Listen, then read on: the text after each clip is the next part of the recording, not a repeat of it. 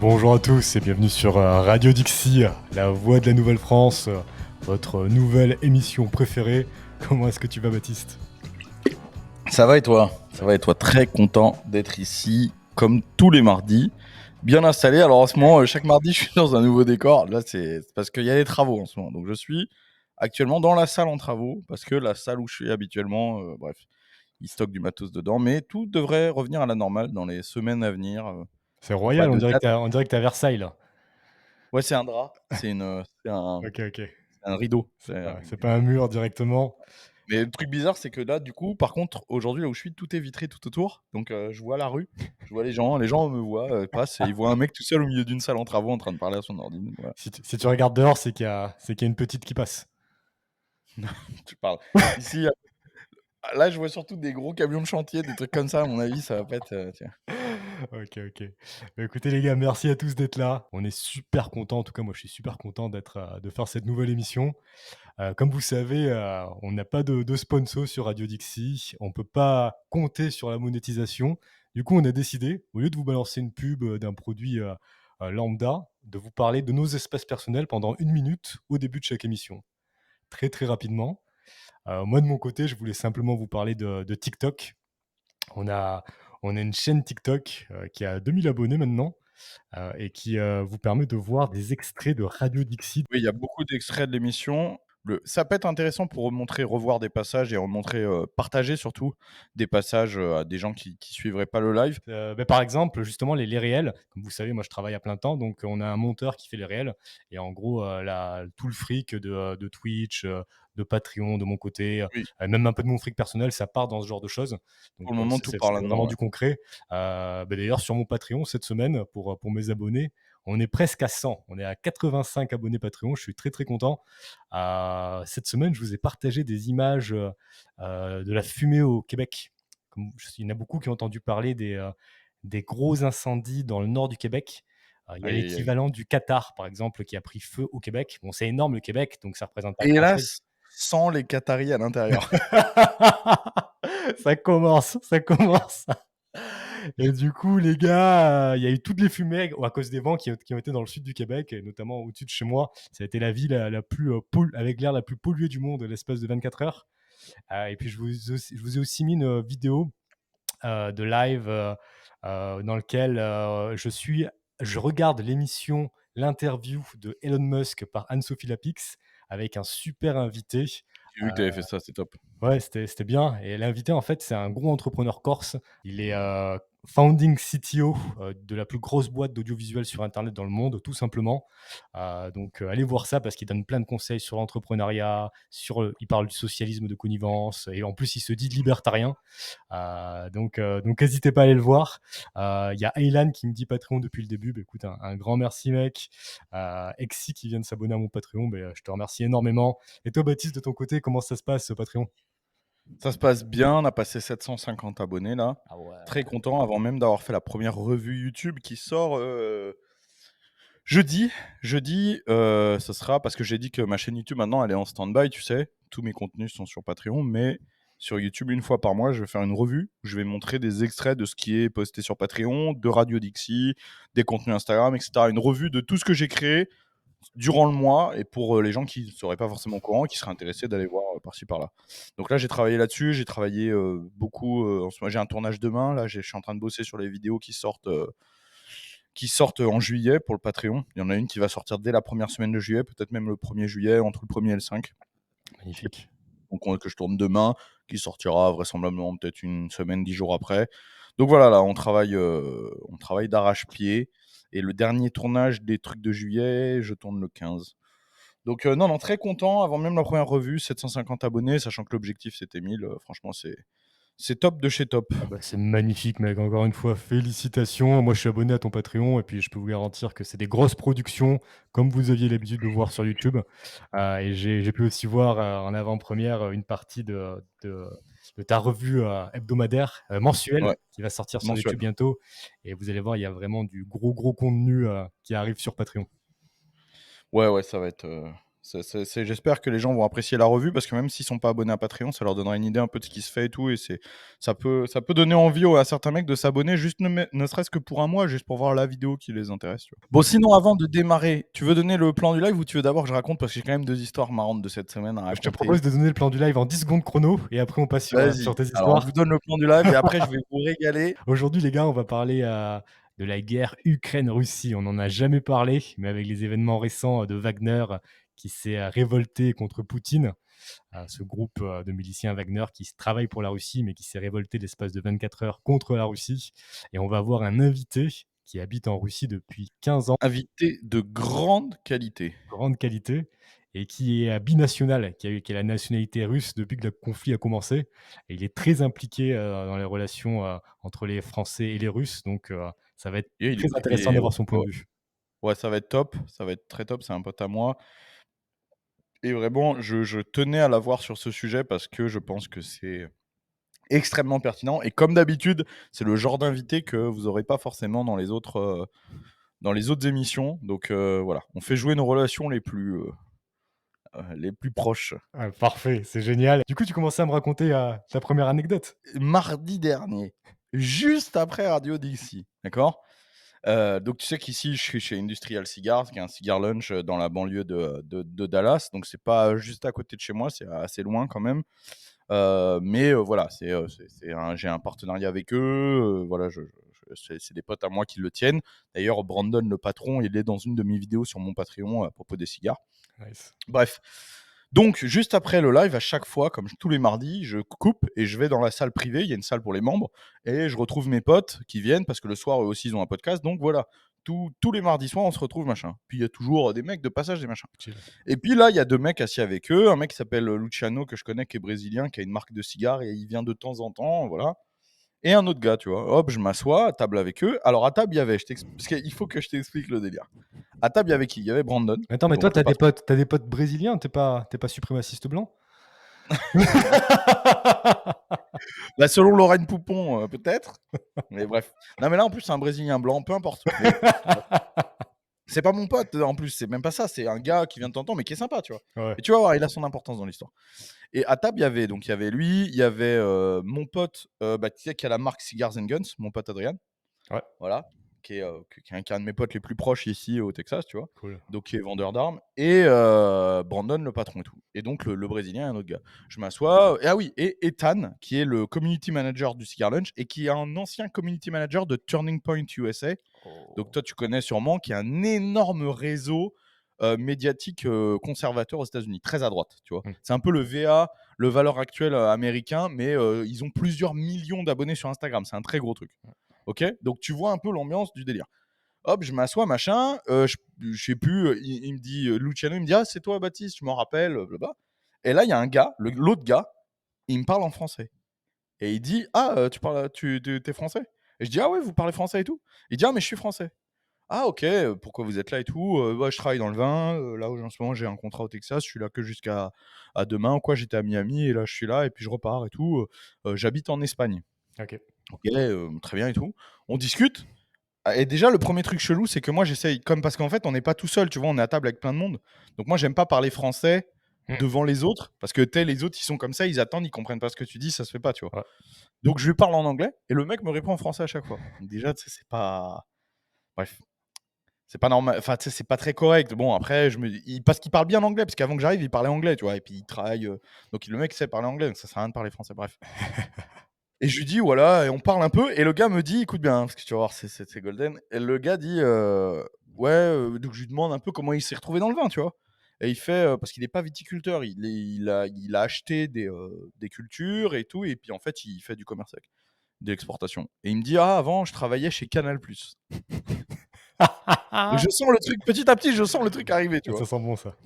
Donc là, je dis: «Ah ouais», bah, je dis: «Ça fait un gros changement Canal+, les viticulteurs, tu vois? C'est» bref, ouais, on parle tout ça et puis Ethan dit: «Ah, j'ai, je sais plus, ma cousine ou quoi qui est en France en ce moment, elle est là» et il me montre une photo de Bordeaux OK. et on venait d'en parler dans le live et donc je lui dis donc Ethan, le mec de Turning Point, je lui dis: «Ah bah, Bordeaux, ouais, en ce moment, on en parle», et je lui explique Il y l'histoire. a des mamies qui volent.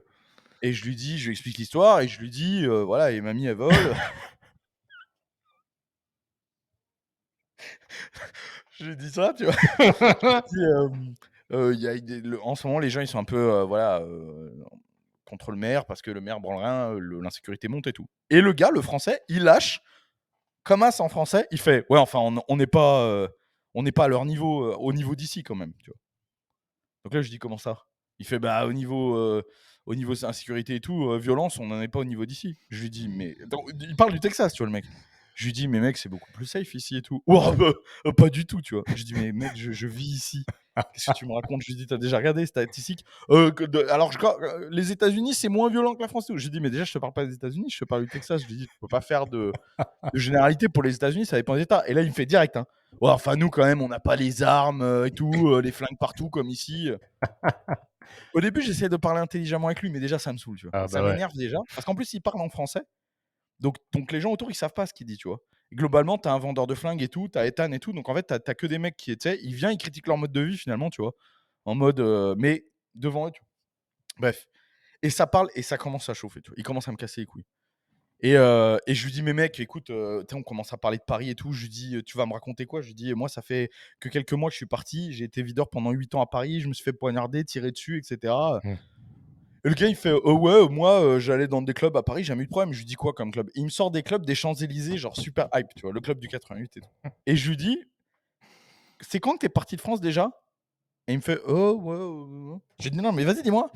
En 2003». J'ai dit: «Fils de pute, ça fait 20 ans que t'es pas en France.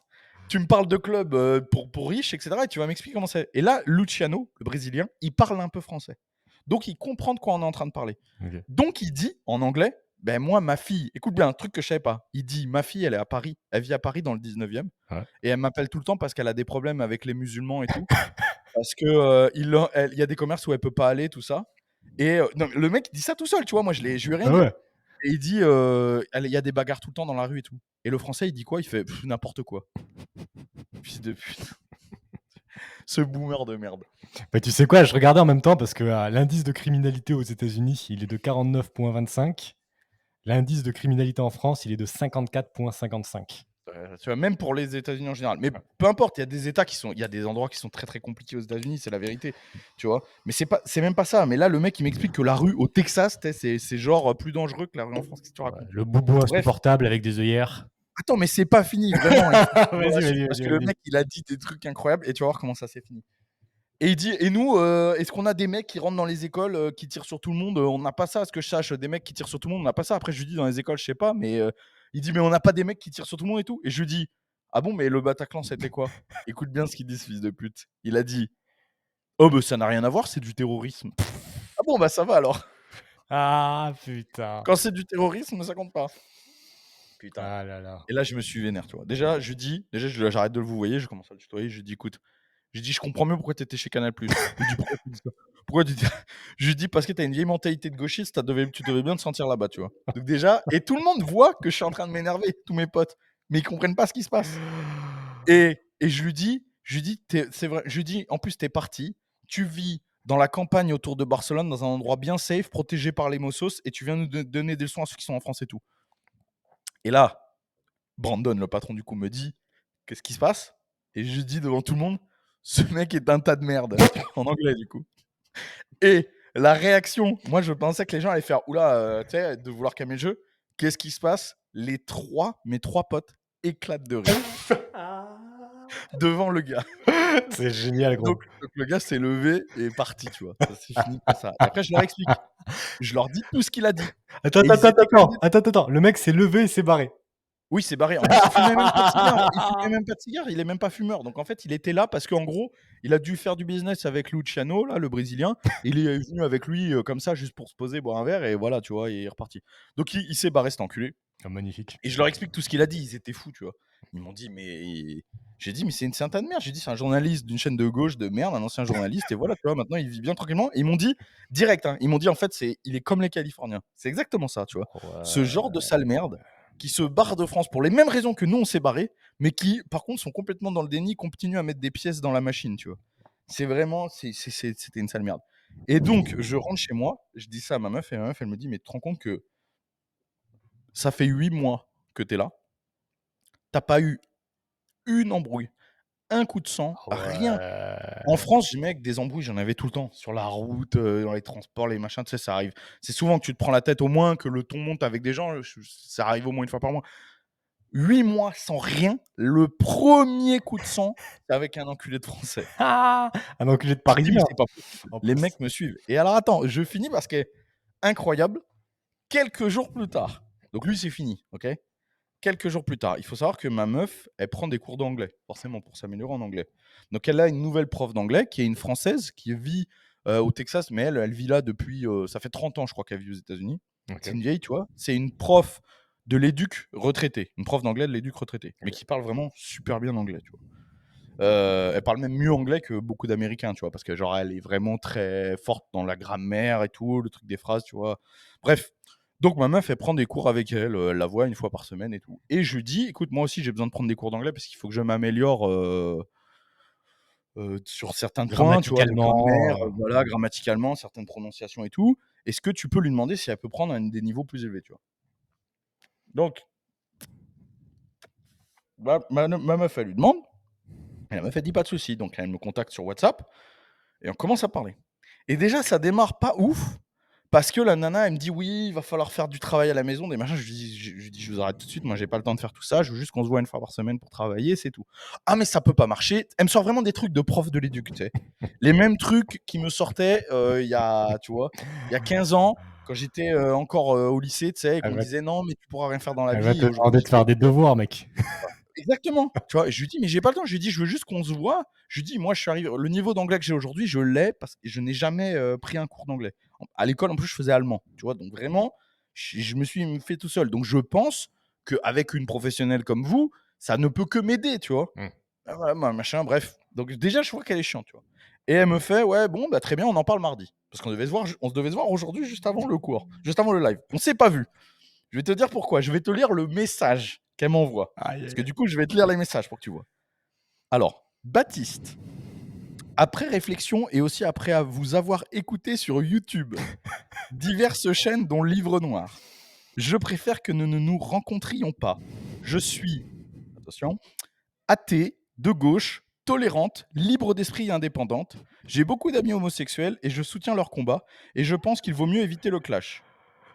Là, il dit le prénom de ma femme. Votre femme peut bien sûr arrêter ses cours avec moi si elle le souhaite. Désolé, c'est au-dessus de mes forces car j'ai aussi mon combat qui est l'opposé du vôtre. Bonne chance. Ici au Texas, vous avez un écho, je suppose. Donc déjà, la meuf, elle me dit: «Je suis tolérante, donc je veux pas travailler avec vous». C'est quand même Oh putain. exceptionnel, Je l'ai tu vois? senti, mec, dès le début de l'histoire, je l'ai senti venir ça. Sachant que ma meuf, elle me l'avait dit que c'était une gauchiste parce qu'elle avait parlé avec elle, elle avait bien vu que ça avait été l'air d'être une meuf plutôt de gauche. En plus, prof de l'éduc, tu vois? Mmh. Sauf que nous, comme on n'est pas des Mongoliens comme eux, on s'en bat les couilles. Moi, ce qui m'intéresse, c'est Bah est-ce qu'elle est ouais, forte, en anglais ou pas, tu vois? Je bah m'en oui. branle, tu vois? De ses amis homosexuels, qu'est-ce que j'en ai à foutre, tu vois? C'est ça qui m'intéresse. Non, mais tu vois le truc ou pas? Donc je lui dis: «Ah oui, je vois, tolérante au point de ne pas travailler avec des gens qui n'ont pas les mêmes opinions que vous, je connais ce genre de tolérance», avec un smiley qui se marre, tu vois? Elle me dit: «Écoute bien, le le le culot qu'ils ont, il est fabuleux», tu vois? Elle me dit: «C'est mon droit absolu, non pas de ne pas vous tolérer, mais de vous ignorer. Désolé, c'est préférable». Tu vois, c'est comme les noirs pendant la ségrégation, c'est pas qu'ils étaient pas tolérés, ils étaient juste ignorés. Tu vois, le chauffeur de bus blanc pendant la ségrégation, quand il empêchait les noirs de monter, c'était quoi? Bah, c'est juste qu'il ignorait Mmh. les noirs qui étaient sur le trottoir et qui attendaient le bus, c'est pas du tout de l'intolérance, tu vois? Non, mais tu te rends Ah compte? ouais, mais c'est les Le plus délire, tu intolérants, vois? mec, parce qu'à la base, elle a le droit de faire de la discrimination. Mais elle a le droit de le faire, OK, c'est sa liberté. Le problème, Oui, c'est mais ne qu'elle dis pas elle que c'est elle pas de elle la elle tolérance. elle laisse pas les autres le faire. Elle est pas tolérante du tout, comme tu dis, ouais. Oui, non, mais tu as le droit de dire: «Je travaille avec un tel ou pas un Oui, c'est tel», ça, ouais. mais ne fais pas passer ça pour de la tolérance. Ça n'a Exactement. aucun sens, tu Est-ce vois? qu'elle C'est t'a pas l'inverse. proposé: «Écoutez Baptiste, je vous propose de faire les cours d'anglais à la condition que 2 hommes homosexuels s'assoient sur vos genoux pendant les cours». Non, mais alors attends, donc parce que c'est pas fini. Je lui dis parce que moi je suis gentil, j'essaye quand même de parler gentiment, tu vois? Enfin gentiment, voilà. Je lui dis: «Refuser un client sous le motif de ses opinions politiques, c'est pourtant un signe significatif d'intolérance et d'étroitesse d'esprit. Je me fiche que vous soyez une gauchiste pro-homosexuelle, je ne sélectionne pas selon ces critères. Et puis, ne pas supporter la proximité des conservateurs et venir s'installer au Texas et profiter du cadre de vie hyper agréable que cette politique a provoqué, c'est avant tout une belle preuve d'hypocrisie. Ah, c'est magnifique. Bref, je vous laisse à votre tolérance marxiste. Pour ma femme, hélas, elle partage une grande partie de mes opinions. Doit-elle donc trouver une autre prof où il y a des critères de sélection qui m'échappent? Oh, c'est magnifique, Sauf mec. que je savais ce qu'elle allait répondre, j'aurais pu te le parier. Parce que pour ce genre de personne, ma femme n'a pas le droit de parole. Elle s'imagine que je suis un espèce de Ah dictateur, que ma femme, ouais. c'est un pauvre petit être soumis, tu vois? Donc je savais ce qu'elle allait me dire et en plus, il y a 2 choses qui se confrontent dans son petit cerveau de boumeuse mongole. C'est que d'une, elle pense que ma femme n'a pas le droit de s'exprimer et tout. De 2, hem, ces gens-là, en fait, elle l'a apprécié. Ma femme, elle est sympa. Donc en fait, au fur et à mesure des cours, elle l'a apprécié, ma femme. Donc dans sa tête se passe un truc, elle se dit: «Cette meuf, elle est trop sympa pour être de droite, c'est pas possible». Tu vois? Parce Mmh. que pour elle, on est que des monstres, des Mongoliens, des incultes et tout. Comme ma meuf, elle a de la culture, elle est sympa et tout, c'est pas possible qu'elle soit de droite. À tous les coups, elle est juste opprimée par, tu vois? Par ce gros barbu, tu vois? Donc qu'est-ce qu'elle m'a répondu? «Laissez-la s'exprimer». C'est tout, elle m'a juste répondu ça. Je lui ai dit: «MDR, pas de souci, mais attention, je suis le plus délicat des 2». Tu vois? Ma femme, moi, j'essaie de lui parler gentiment, ma femme, elle s'en bat les couilles, tu vois? Ah, elle sent chaud. Bah, écoute, mec, tu Et donc elle a pas pu s'empêcher de me répondre. Elle m'a dit: «Bonne continuation, end of story». Et alors là, c'est la panacée. «Il y a aussi des gens ouverts au Texas. Je ne profite d'aucune politique. Ce que j'ai comme prof retraité, je ne la dois qu'à moi-même». Entre parenthèses, oui, aux Français qui ont cotisé pour te payer ton salaire pendant des années et aux travailleurs, actifs qui continuent à payer ta retraite de grosse boumeuse. Bref. «Je travaille dur encore à mon âge, donc oubliez-moi. Et comme j'ai dit, votre femme fera ce qu'elle veut. Ce n'est pas à vous d'en décider ou de parler pour elle». Tu vois? «Je ne suis pas fier de savoir qu'un Français puisse se faire récupérer par une idéologie rétrograde et archaïque qui existe ici, oui, dans des patelins où on ne voit pas le monde comme il est, pas d'éducation, juste YouTube et Instagram. Vous êtes le produit des médias et réseaux, rien d'autre, pas de réflexion, juste du gavage». Et là, tu vois, c'est là où ça alors moi, je lui ai juste répondu: «OK boomer», tu vois? Parce que Ouais. j'avais plus envie de Tu bien parler. fait. Mais c'est là où par contre c'est insupportable, c'est qu'ici au Texas, dès que tu sors des grandes métropoles, tout le monde est conservateur, tu vois? Mmh. C'est-à-dire que tous les Texans, les gens dans les petits commerces dans lesquels elle va et cetera, tout le monde a «cette idéologie» entre guillemets. Ouais, mais même, Et mec, là, c'est là juste que tu juste, vois même dans les grandes métropoles, il y a quand même un pourcentage important de conservateurs. ouais, il y a la moitié, on va Ouais, dire, mais c'est ça. dès que tu sors des métropoles, ça y est, c'est Mmh. fini, moi où je vis et tout. Et en fait, ce qui est ouf, c'est que pour elle, tous ces gens-là, elle a un mépris qui est insupportable. Des patelins et tout, donc déjà, tu as le mépris de la campagne, de la réalité, tu le sens, voilà, tu vois? Et c'est vraiment le mépris. Ouais, ouais, c'est un manque d'éducation. Donc en gros, on est tous des Mongols. Tu vois? Tous les pauvres petits gens, les travailleurs texans qui travaillent partout, qui font vivre cet État, qui l'ont rendu, l'État le plus riche et le plus productif des États-Unis et tout. Mais c'est tous des ignorants, tu vois? Qui ont pas d'éducation, qui sont archaïques. Tu vois, en fait, ça rend fou, Ah quoi. ouais, non mais mec, Mais déjà à la base, mec, quand tu prends du recul, tu regardes juste, les choses de loin, prof de l'éducation nationale gauchiste qui peut s'installer où elle le souhaite, elle s'installe au voilà, Texas. voilà. Il y a 51 États aux États-Unis. Elle aurait pu aller au New Jersey, en Californie, au Michigan, je sais pas, dans n'importe quel État de merde où son idéologie est dominante. Non, elle choisit pas un État conservateur, elle choisit l'État le plus à droite de de toutes les États-Unis d'Amérique, tu vois? Elle choisit l'État le plus à droite et cette sale pute, elle est là en mode: «Ah ouais, mais c'est une idéologie rétrograde». Et comme cette salope, ça fait 30 ans qu'elle est là, j'imagine qu'elle a la carte verte, qu'elle a la citoyenneté et tout, elle vote. Tu peux être sûr que cette connasse, elle vote pour le gouverneur démocrate, pour changer de gouverneur et avoir l'autre connard, j'ai oublié de son nom là, Leto, je sais pas quoi là. C'est sûr, Ah c'est sûr. putain, mec, tous les jours, tu devrais lui envoyer une stat, genre: «L'avortement est interdit au Texas, qu'en pensez-vous?» Je vais envoyer une photo de mon trou de balle tous les jours, là. Mais ça rend dingue, ça rend dingue. Et donc pour en finir, 8 mois ici, 2 embrouilles, 2 Français. Putain, putain. À un moment et donc tu sais, il y a beaucoup d'expatriés, on pourra demander d'ailleurs à Stéphane, notre invité, il y a beaucoup d'expatriés qui te disent quand ils tu en as ras le cul de la France et que tu te barres, ils te disent: «Tu verras avec le temps, les choses s'apaisent» parce que forcément tu es loin tu loin de l'épicentre. Donc c'est un peu comme quand tu te sépares d'une meuf, tu sais, tu es très fâché, puis quand tu te sépares, après, tu plus que les bons souvenirs qui reviennent, tu vois? Mmh. Mais moi, en fait, je n'ai pas ça. Je ne suis jamais apaisé parce que tout ce qui me vient de France, si on accepte ma communauté, c'est-à-dire si on accepte ce que j'ai bâti moi-même, tout ce qui me vient de France est négatif. C'est des articles dans les journaux pour me cracher à la gueule, des vidéos de mecs pour me cracher à la gueule, des Français que je rencontre ici qui sont insupportables. Tout ce qui me vient de France en permanence pour me rafler la France est négatif. Si on enlève, il n'y a que ma communauté, entre guillemets, tu vois, les gens qui me suivent, etc., qui est ma famille, qui me donne un peu d'espoir. Tout le reste, c'est négatif. Donc en fait, ça fait 8 mois que je suis là, on dirait que je suis parti hier, je n'ai mais pas du tout envie de rentrer, quoi. C'est vraiment. Bah, c'est bien parce que ce n'est que 2 altercations qui te confirment ton choix au final. Donc au final, c'est positif. Ouais, mais ça rend fou parce que tu vois, le problème, c'est qu'en gros, mis à part moi, les Texans, l'opportunité qu'ils ont eu de rencontrer des Français, tu vois, les 3 là, il y a moi et il y a les 2 autres connards, en fait. Cet Tu vois enfer. l'image qu'on donne, tu m'étonnes qu'on passe après, tu Pour des vois? Après, il communistes, y a des mecs qui des se plaignent: «Ouais, mais le French bashing». Mais allez voir cette connasse, parlez-lui du French bashing à elle, comment voulez-vous qu'il en se passe autrement? Le mépris qu'il faut parce que même si tu es pas d'accord ou je sais pas, tu vois? Mais putain, tu viens chez les gens, tu vois?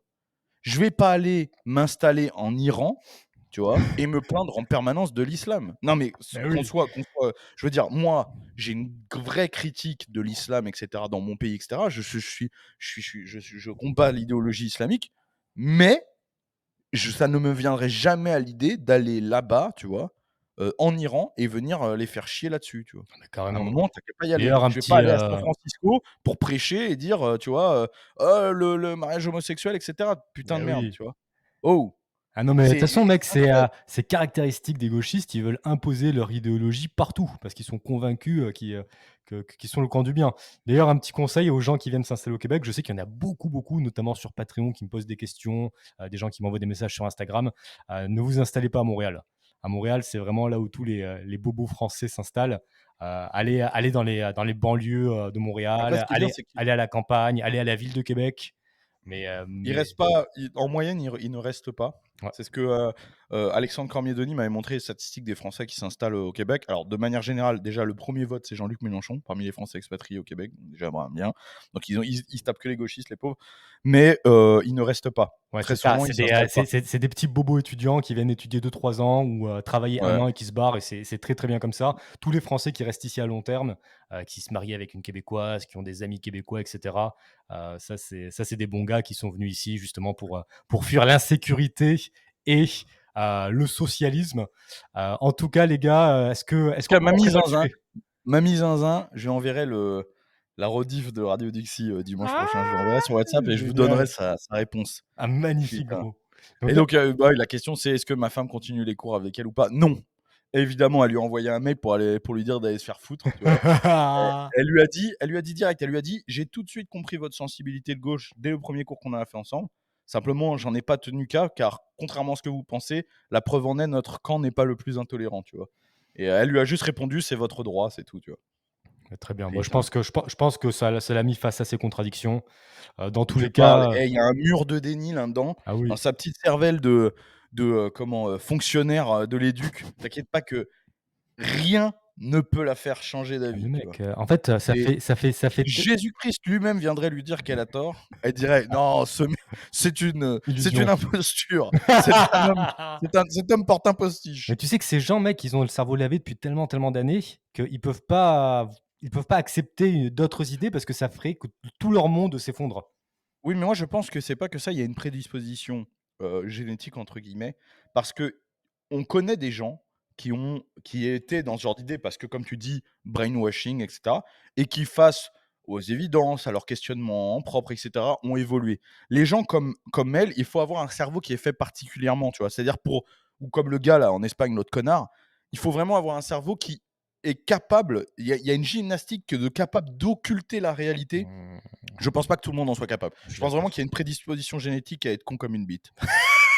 Nietzsche disait: «La chose la plus courageuse que peut faire un homme, c'est voir la réalité en face». Ces gens-là, ils sont pas capables de la voir. Est-ce qu'on se lancerait pas dans le premier sujet, mec? Allez, oui, c'est bon. Yes. 36 minutes sur ma mise en un, ça va Mais bien. c'était excellent, mec. Merci, merci pour ces petites anecdotes. Alors, 1er sujet, les gars, on va vous parler de la guerre en Ukraine. On va vous parler de la récente révolte éphémère, du groupe, de miliciens Wagner contre Poutine et on va tout de suite accueillir notre invité Stéphane. en live. Salut Ouais. Steph, comment vas-tu? Salut les gars, Il est putain, là, il j'en est pas pleure. parti, il est pas parti J'en chez nous pleure, comme quoi. il veut. J'en pleure, quoi. Ah, ça t'a fait rire? Ouais, parce que c'est pareil chez moi, tu vois. Ah ouais, tu les connais, hein? Non, Tu les mais, connais ceux-là. ah ben ouais, mais non, mais les mecs, ils sont vrillés, quoi. Complet, quoi. À la France. Complet, complet. Bon alors, pour C'est- certains, vous reconnaîtrez, pour les plus assidus, je vais rien dire.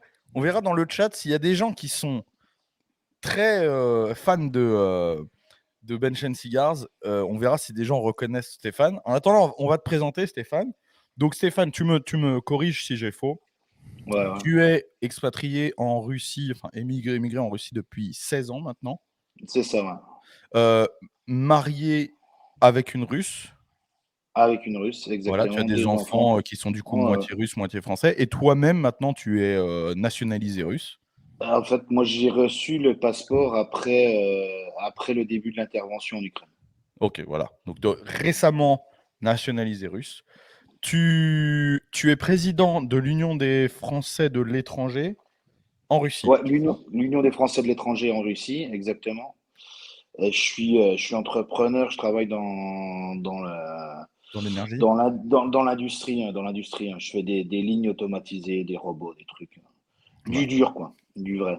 Ah, il y a des gens qui ont reconnu. Il y a des gens qui ont reconnu Chasse à l'élan. Bien joué. Il y en Bien a joué, beaucoup. bien joué. Il y en a Donc beaucoup. effectivement, voilà, Stéphane et moi, on est potes depuis pas mal de temps maintenant. Et je trouvais que c'était super de l'avoir sur ce sujet parce que de par sa situation géographique, mais également par son implication dans les relations avec les Français expatriés, etc., c'est quelqu'un qui se tient beaucoup à jour de la politique, notamment de la politique diplomatique, des relations diplomatiques entre la Russie et la France, hein, puisque je sais que par l'Union des Français de l'étranger, vous avez déjà eu des consignes ou des échanges avec l'ambassade assez régulièrement. Ouais, Toi, ouais, bah tu as des contacts là-bas, c'est ça, hein? on est une association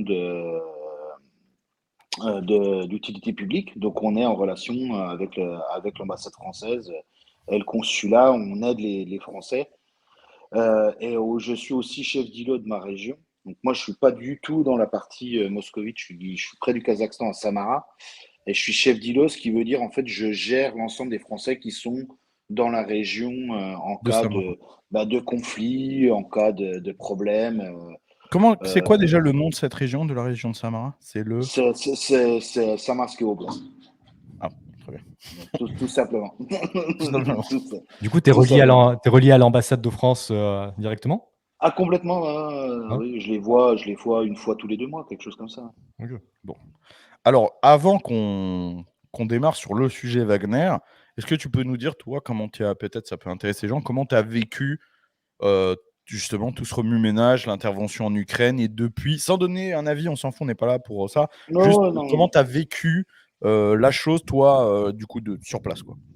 Bah, il y a déjà eu, enfin, ça a commencé l'année dernière, déjà L'intervention, moi j'étais assez surpris. On savait que qu'il allait se passer quelque chose, mais je pensais pas qu'il allait avoir que le premier coup allait être donné par les Russes. Ouais, moi non plus. On peut comprendre après analyse pourquoi du comment, mais Bien sûr. je pensais pas qu'ils allaient donner le premier coup, sachant que ça allait donner l'occasion à tous les autres de dire bah ça c'est eux les agresseurs. Euh, donc c'était la grosse surprise. Après, l'autre sanction, mobilisation, parce que moi je suis mobilisable, hein, si depuis que Oui, je je me suis rappelle. russe, c'est possible que je sois mobilisé. Il y a très faible chance, vu que je suis binational, ça m'étonnerait quand même. Mais bah, tu sais pas, il y Oui, a une oui. mobilisation générale, voilà, t'as le passeport russe, t'es russe, point barre, quoi, hein. Donc, Ah, Oui, voilà. et puis donc à un moment, c'est ah aussi le bah oui. prérequis, hein. Tu peux pas. Ah bah moi j'ai tout à la maison, hein. J'ai gilet pare-balles, j'ai tout commandé. S'il y a quoi que ce soit, je peux partir demain. Moi j'ai Oui, mais commandé, j'ai tout c'est prêt à bien, la tu maison, te quoi. dédouanes pas de ton entre guillemets, de ton tribut vis-à-vis de la Russie. Je veux dire, ils t'ont accueilli, tu as le passeport, et cetera. Tu prends pas juste on pourrait être tenté, comme beaucoup de binationaux, de prendre les avantages et pas les inconvénients. Au premier, problème, de dire: «Ah, je me casse», tu vois? Ouais, enfin, la prise de passeport, elle n'était pas obligatoire pour moi, hein. Je pouvais rester avec soit en visa, soit avec un VNG, en fait, qui est un système de carte, de green card un peu à l'américaine. Mhm. Moi, j'ai décidé de prendre la nationalité. Bah, tu prends les bons côtés comme les mauvais, quoi. Tu t'engages, quoi. T'es un bonhomme ou t'es pas, quoi. Et Voilà, la quoi. nationalité, est-ce que, bah, c'est une question que là prend pas mal, hein, mais est-ce que tu l'as prise pour des intérêts personnels ou vraiment par amour pour ce pays? Ah, bah, ça fait 16 ans que j'y suis. Non, je suis vraiment super fan. Hmm. C'est pas simple. Il y a des bons côtés, il y a des mauvais côtés, mais je suis vraiment fan. Moi. Ah, ok. Ouais. Ah ouais, c'est difficile d'exprimer qu'on n'y a jamais vécu, qu'on voit la Russie via soit les médias ou via les gens qui sont venus 2 semaines ou qui ont des problèmes avec la business en Russie. C'est compliqué de lui dire, mais pourquoi tu aimes ce pays? Enfin, Baptiste était venu une semaine. Oui, En plus, après moi, c'était mon 4e voyage en Russie quand je oui, suis venu avec après, toi. Et bon, moi, je comprends parce que j'ai fréquenté beaucoup de Russes à travers la compétition. Avant de connaître des Français en Russie, j'ai connu des Russes, tout simplement, parce ah qu'au travers de mon bah, parcours sportif, j'ai eu énormément de Russes. J'ai vu ça pousse fort. Ouais. un grand attachement à leur pays. Et puis, tu sais, c'est des gens qui sont libres. Tu es dans un autre pays. Tu es à une compétition sportive, tu es en train de bouffer, machin. Ils peuvent dire ce qu'ils veulent. Ils pourraient critiquer tout ce qu'ils veulent. Tu vois ce que je veux dire? Ils Ouais. risquent rien. Et c'est là que j'ai vu qu'il y avait une énorme fracture entre le discours tenu en France sur la Russie et le discours tenu par les Russes sur la Russie. Il y a vraiment deux mondes. Et ce qui était drôle, avant que je te redonne la parole juste après, ce qui était très drôle, un truc qui m'a marqué, c'était à l'époque je me rappelle à l'époque du mandat Hollande, François Hollande. Je me rappelle que toutes les critiques que je leur disais entendre en France dans les médias sur la Russie, ils entendaient exactement les mêmes sur la France. C'est-à-dire quand je leur disais, par exemple, en France, on laisse beaucoup entendre que les élections sont truquées, que tu vois qu'il y a de la corruption et tout. C'est exactement la vision qu'ils ont de la France. C'est-à-dire pour eux, en France, les élections sont truquées, etc. C'est-à-dire, tu vois, c'est vraiment la même Mmh. chose. Et c'était drôle, tu vois, de voir ça. Le pouvoir est répressif, par exemple. Et ben eux, c'est la même image qu'ils ont de la France. Ils voient comment Macron traite les manifestations, les gilets jaunes et machin. Pour eux, le pouvoir français est un pouvoir antidémocrate répressif, tu vois. Donc c'est assez drôle de voir, ça dépend de où tu te places, quoi. Personnellement, juste en quelques secondes, moi j'ai toujours eu un peu de mal avec la Russie parce que c'est l'ex-URSS. Je pense qu'il y a quand même certaines libertés qui ne sont pas respectées, mais Enfin, c'est pas mais c'est aussi l'ex-tsarisme, hein, dans ce cas, si tu vas par là. Ouais. oui, non, c'est vrai, mais je pense qu'il y a quand même des restants de cette façon de fonctionner. Mais là où je voulais en venir, c'est que je pense pas qu'on soit particulièrement mieux lotis en France niveau Ah non, liberté. non. Non, non, non, non. Alors, il y a... la seule chose, c'est qu'en Russie, tu sais où t'es, quoi. Tu vois, tu sais où tu vas, tu sais ce qui se passe, tu sais si tu dévies, tu sais ce qui va t'arriver, quoi. OK. Les choses sont appliquées, quoi. Donc, en France, tu fais n'importe quoi, enfin, il t'arrive à rien, quoi. C'est quand même très rare, quoi. Et puis, sinon, au niveau du fichage ou du pistage ou quoi que ce soit, c'est la même chose. Je veux dire, en France, c'est pas plus libertaire, et la Russie non plus, quoi. Et Stéphane et moi, c'est bien simple, on était en Russie, ensemble pendant, le confinement, hein, pendant les lois covid et cetera et alors c'était extrêmement plus compliqué en France qu'en Russie. C'est-à-dire qu'officiellement, Hein. les lois étaient plus ou moins similaires. Par exemple, le port du masque était obligatoire dans les 2 pays. Je suis arrivé en Russie à l'aéroport, j'ai mis mon masque et 1er truc que Stéphane m'a dit, il m'a dit: «Non, mais enlève ça, tout le monde s'en bat les couilles, t'inquiète pas». Personne ne portait son masque, c'était toujours soi-disant obligatoire. Les flics qui passaient, ils en avaient rien à foutre, tu vois? Donc finalement, le soi-disant État, tu sais, avec la surveillance policière, les machins, tu vois? C'était de la bite, hein. Non, mais tout le monde s'en foutait. Ça a duré vraiment des gros contrôles sur les masques, les QR codes dans les magasins. Et ça a duré 2, 3 semaines à tout casser, quoi. Et encore, quoi. Nous, on en a Dire pris tu un an. forçais, puis, rien, C'est rien. vrai C'était. qu'en Russie, quand il y a des manifestations, bah, ils mettent tout le monde en garde à vue. En France, ils leur crèvent les yeux avec des flashballs. Ouais, non, mais voilà, quoi. Ou on t'arrache Mais en une main, France, ils quoi. font mieux Donc, que ça. Parce qu'en France, ils tirent ou ils gazent, ceux qu'il faut pas et par contre, ils laissent bien les casseurs et cetera, bien être actifs pour pouvoir les utiliser. Non, mais c'est encore pire, tu vois ce que je veux dire? Parce qu'en France, non seulement ils répriment les manifestations, mais en plus, ils laissent les casseurs, tu vois? Pour pouvoir s'en servir comme arme politique. Donc en plus, tu as la double peine. Tu peux pas manifester et en plus, tu subis, la violence de l'ultra gauche et cetera, tu es pas protégé, tu vois? Parce qu'en Russie, ils répriment les manifestations. En Russie, il n'y a pas d'histoire de Black Bloc qui viennent casser tout, tu vois. S'ils font ça, il n'y a pas de on va les laisser parce que ça nous donne le pouvoir. Non, tu vois. Ils se font enculer directement et ça se passe comme ça. Non, comme je dis, on peut comparer les deux pays, mais c'est quand même extrêmement difficile de les comparer. Ça n'a rien à voir. La mentalité n'a rien à voir. Les clans sont, parce que ça marche en système de clans, même clan politique, clan d'affaires, euh, l'immensité du pays, la diversité. Tout le monde, on essaie à chaque fois de faire la France, la Russie, mais en fait, c'est pas comparable. Tu peux pas comparer deux choses. Là, tu c'est exactement compliqué, c'est extrêmement compliqué. T'es pas sur la même échelle. Il y a aussi 30% de musulmans en Russie. Tu as 100 millions de fois moins de problèmes qu'en Oui, France, par exemple. Tu vois. Si tu ouais, donc prends ce sujet-là, c'est tu pas vois, comparable. il y a plein de choses qui sont pas comparables. Tu as C'est vrai que 90, 95 c'est un biais. différentes. C'est un biais d'ailleurs, c'est un biais cognitif de vouloir toujours faire des comparaisons. Parce qu'en fait, Hmm. systèmes différents, histoires différentes, et cetera, les comparaisons sont pas forcément possibles. Et c'est vrai que nous, en tant que Français, on a toujours tendance à comparer, mais tu fais bien, Stéphane, de nous rappeler qu'en fait, les choses ne sont pas nécessairement comparables. Mais non, il faut quand même pas oublier qu'il y a eu 70 ans de communisme, presque 15-20 ans de perestroïka. Enfin, les mecs, ils échangeaient une paire de chaussures pour avoir un steak, pour échanger contre une télé. Pour ceux qui ont vécu les années 90, quand ils t'en parlent, enfin, ça rigole pas, quoi. Il y Alors, avait c'est plus pas rien. marrant. T'imagines, tu te lèves le matin, ton billet, il en faut une brouette pour acheter un bout de pain, quoi. Et il n'y a plus rien. Il n'y a plus d'État, il ne se passe plus rien, quoi. Et pourtant, le pays n'a pas explosé. Imagine ça en France. Ah ouais. Mais d'ailleurs, dans le chat, C'est la guérilla urbaine en 24 Immédiat, heures. ouais. ah ouais, dans le chat, il y a DCIS33 qui nous demande est-ce qu'en Russie, les mamies font du rock acrobatique? Il y en a. Il y en a. Non, non, Du mais vrai rock, dans le hein. sens, est-ce qu'il y a des mamies qui se font agresser comme à Bordeaux? Non, non, non, non, non. Dans ce côté-là, honnêtement, la petite délinquance comme ça de rue, t'en as pas, quoi. Ok. S'il y a de la délinquance, c'est du gros truc, quoi. Puis il y a un Oui, coup, le mec, c'est d'ailleurs comme là, pour le coup, c'est similaire au Texas. C'est pour ça que les gens sont souvent biaisés par les indices de criminalité, les taux de criminalité. En fait, pour le peuple, toute la criminalité n'est pas perceptible. Tu vois.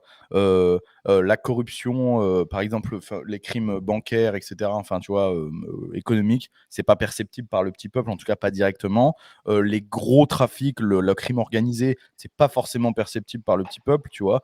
Donc, tu vois, ici, typiquement, il y a un énorme problème, et de plus en plus, hein, c'est très compliqué. Il y a des gros problèmes avec les cartels, il y a des gros problèmes avec les gangs, etc. Et ça va pas en s'arrangeant, à cause d'ailleurs de la politique qui est menée par Joe Biden, y compris ici au Texas. Ce sera l'occasion de faire un autre épisode là-dessus. Mais pour le petit peuple, c'est pas perceptible parce que dans leur quotidien, les gangs ne vivent que dans des quartiers de gangs. Dans la vie de tous les jours, tu ne croises jamais de membres de gangs.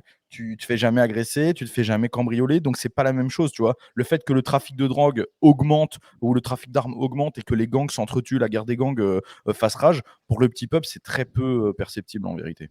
Ouais, c'est les gangsters qui se tuent entre eux, les mafieux qui se tuent Beaucoup, entre eux, beaucoup, et puis c'est beaucoup, tout, quoi. beaucoup, beaucoup. Ouais. Enfin bref, ouais, venons-en au sujet. Est-ce que tu peux nous rappeler ce qui s'est passé il y a quelques jours, Guise? Ouais, bah écoute, je vais te rappeler ça. Je voulais juste te poser une question avant. Est-ce que toi, tu as envie de donner un avis particulier sur ce conflit ou pas spécialement? Baptiste. À moi, sur le Ouais. conflit russo-ukrainien?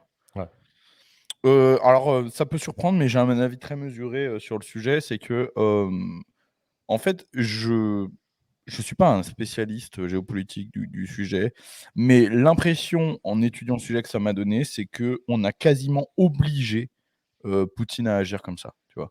Heu, je traite pas le sujet avec un œil émotif comme les médias, et cetera, c'est-à-dire les actions de guerre, est-ce que les soldats russes se comportent bien ou les Ukrainiens? En fait, finalement, entre guillemets, ça ne doit pas rentrer en compte. C'est-à-dire que C'est la guerre, quoi. l'action géopolitique, c'est à différencier de qu'est-ce qui se passe sur le terrain, et cetera. La guerre, c'est horrible. Il y a pas de guerre propre. Pour moi, ça n'existe pas. Donc le problème n'est pas là. Le problème est de savoir est-ce que c'est légitime ou pas. Et moi, j'ai l'impression qu'on aurait pu éviter tout ça, mais qu'on a tellement chié sur Poutine. Ça fait quand même des années que ça dure, tu vois, de s'en battre les couilles. On fait des accords de paix, on les respecte pas. Je veux dire, moi, j'ai envie de demander en fait, quand je parle avec, parce que les Texans, par exemple, ils sont en ambivalence sur le sujet, parce qu'il y a toujours cette espèce de petite, tu sais, ce petit différend avec la Russie, etc. Donc, ils ne savent pas exactement comment se placer. Et quand je leur dis, est-ce que tu aurais accepté que le Canada s'allie avec la Russie et que la Russie pose des lance-missiles, des bases militaires à la frontière canadienne? Tu aurais trouvé ça absolument impensable et tu aurais complètement soutenu que les États-Unis opèrent une action militaire contre le Canada, simplement parce que tu ne te sens pas Est-ce que, en est-ce que sécurité. les Ukrainiens avaient posé des Mais missiles c'est pas américains à ça, la mais si frontière? les Ukrainiens rentrent dans l'OTAN, de fait, oui, la Ça, possibilité d'avoir des bases ça sera, militaires, ouais, c'est bien tout le sûr. principe est là. À partir du moment où un pays fait partie de l'OTAN, il a une alliance militaire avec les États-Unis aux frontières de la Russie, ce qui était le premier, je rappelle, le premier accord passé était justement après la chute de l'URSS, etc. C'était que l'OTAN ne s'installe jamais aux frontières de la Russie. Ok. Donc Moi, j'ai je l'impression, tu comprends qu'ils se vois, sentent en sécurité. je vais pas m'étaler là-dessus, mais j'ai l'impression que ces accords qui ont été passés avec la Russie, entre les Américains et les Russes, ils ont été imposés aux Ukrainiens et qu'aujourd'hui, Oui, mais alors et que les Ukrainiens, à partir du moment où ils n'ont pas agressé la Russie, c'est un peu comme si moi, j'allais taper ma petite sœur parce que je suis pas d'accord avec mon beau-frère. non, alors attends, donc moi je vais te poser la question différemment, Guise. Est-ce que tu trouverais ça normal si que l'Allemagne fasse un pacte avec, je sais pas moi, l'Iran, l'Irak, et qu'il y ait des bases militaires irakiennes ou d'Arabie Saoudite, etc., à la frontière de la France? Mais en fait, En fait, non. non, non, mais en fait, non, j'aurais pas été d'accord, mais je pense qu'il aurait fallu attendre qu'il y ait concrètement des bases militaires pour Mais attaquer. c'est trop tard, gros. Tu te rends compte le risque que tu Ouais. fais porter à ton peuple avec un truc comme ça? Ouais, mais parce qu'en fait, là, en fait, t'attaques avant agression. Donc, d'un point de vue moral, je trouve ça Mais c'est la particulier. même chose que dans la rue. La meilleure défense, c'est l'attaque. T'attends pas de te prendre un pain parce que tu sais que dans une baston, le mec qui frappe en premier, il a 80% de chances de gagner, mon gars. Ouais, mais tu vas pas Ok. frapper un mec parce que juste parce qu'il a un couteau à côté de toi ou un gun à côté de toi. Bah, s'il est Bah, menaçant, si. S'il est menaçant, ouais, s'il est Si je menaçant. pense qu'il y a une chance qu'il m'agresse, si. Ouais. En tout cas, alors, pour mesurer mon propos, je comprends que ça en soit en venu là d'un point de vue géopolitique. Tout ça aurait pu être D'un évité. point de vue moral, je suis un peu hésitant. Mais bon, bref, est-ce que toi, alors, tu voulais rajouter quelque chose, Steph, par rapport à ça? alors oui, parce que l'histoire, le problème, c'est que plein de gens ont découvert l'Ukraine en fin de compte avec cette guerre. On en a entendu un petit peu parler en 2014 avec la prise de la Crimée, mais bon, on va dire le lambda, la plupart ne savaient pas ce que c'était l'Ukraine, ni ce que c'est, ni où c'était la plupart du temps. Mais 2014, la Crimée est redevenue russe en fin de compte. Il y a eu les premières sanctions. euh, et à Je rappelle que partir de là, La Crimée est redevenue russe démocratiquement. Et là, pour le oui, coup, oui, oui. ne viennent pas me dire qu'on leur a imposé. Absolument pas. Moi, j'ai travaillé, quand je travaillais dans la sécurité, je travaillais avec un Russe qui s'appelait Kirill, qui, est- qui, qui était russe. Ok. J'ai travaillé 5 ans avec lui. Pendant 5 ans, d'accord, on parlait et il me parlait de la Russie, il était russe. Et un jour, à la télé, on voit les conflits en Crimée, d'accord, et il me dit, ah bah tu vois, c'est de là que je viens. Et je lui dis, mais c'est pas l'Ukraine ça? Il me dit: «Non, non, mais c'est officiellement, c'est l'Ukraine, mais on est russe, on est tous russes». C'est-à-dire Bah que oui, bah toute oui. sa vie, il m'avait dit qu'il était russe, il parlait russe, c'était un russe. Dans sa tête, sa famille qui vivait là-bas, tout le monde est russe. Les Criméens sont des Russes. Ils se sentent russes, ils sont russes. Tu vois ce que je veux dire? C'est comme si demain l'Alsace, ouais, mais c'est l'Allemagne. Non, tu vois, à un moment, faut bien comprendre que non.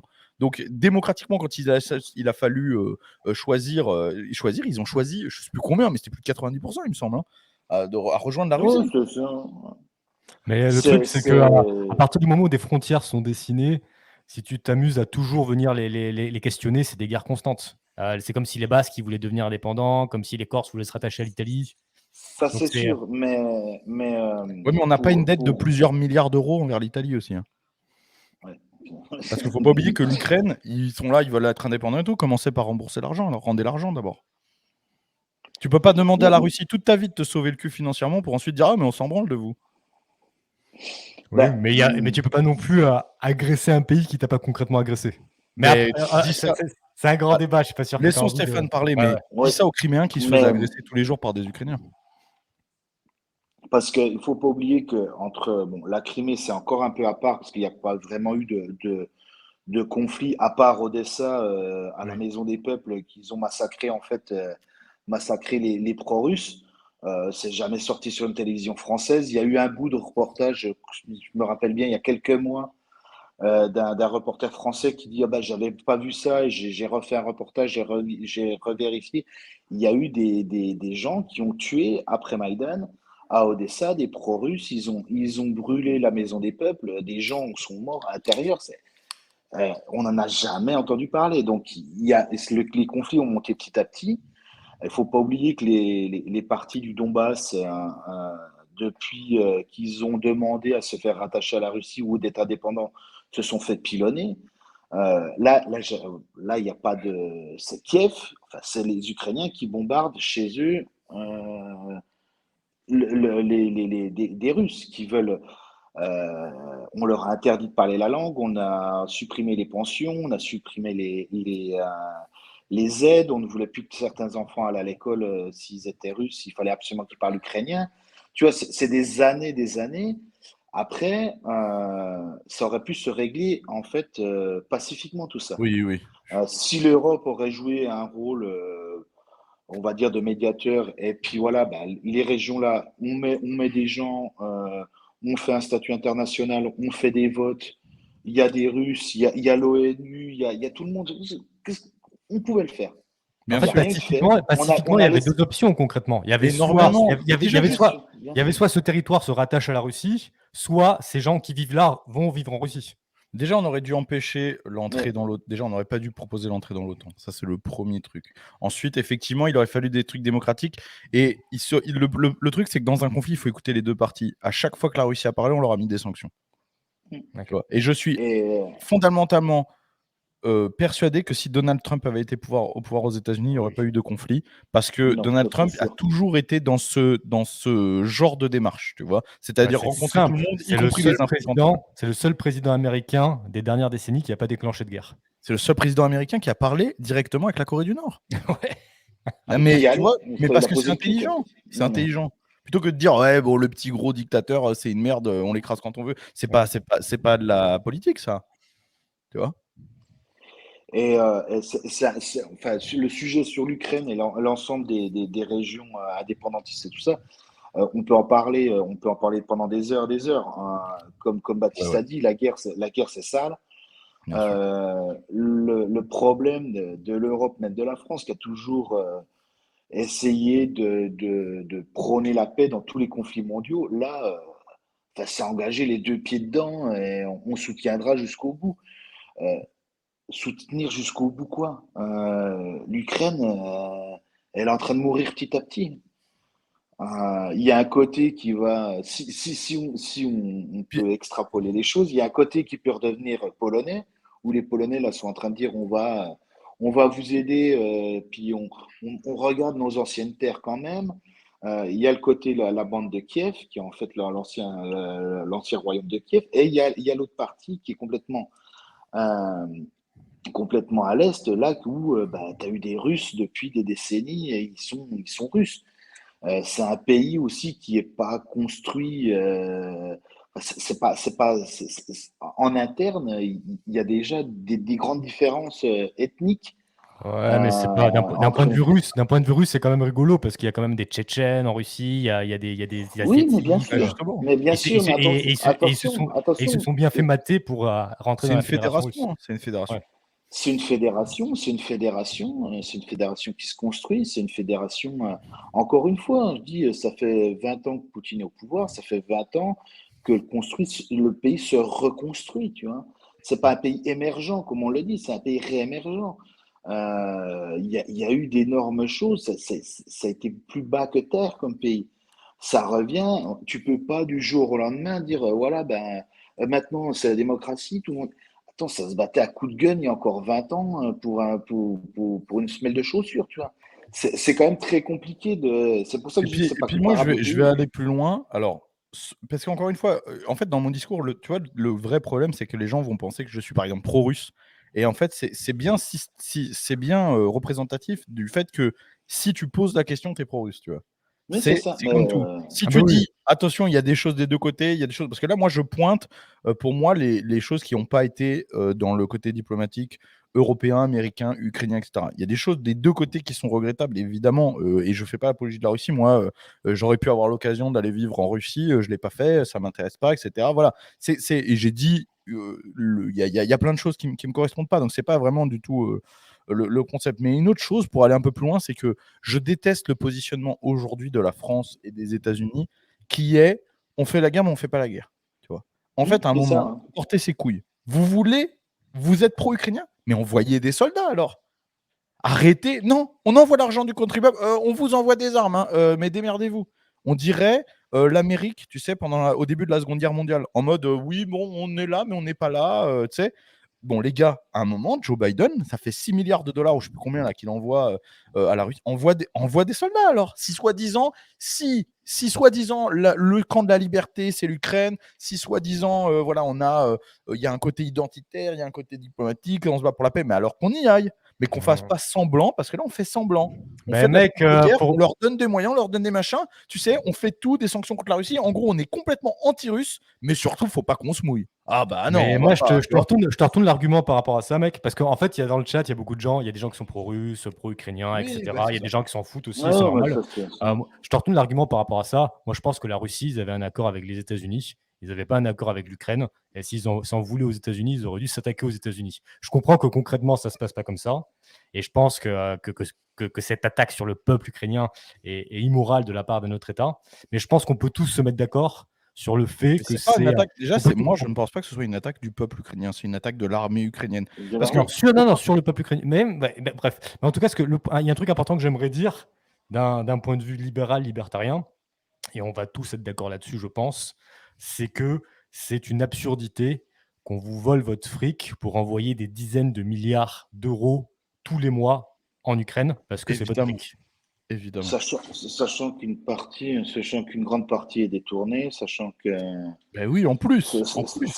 sachant que, alors c'est pas mieux du côté russe, hein, je pense qu'il y a d'énormes magouilles vu les augmentations de budget pour l'armement. Tout le monde se sert un peu, voilà.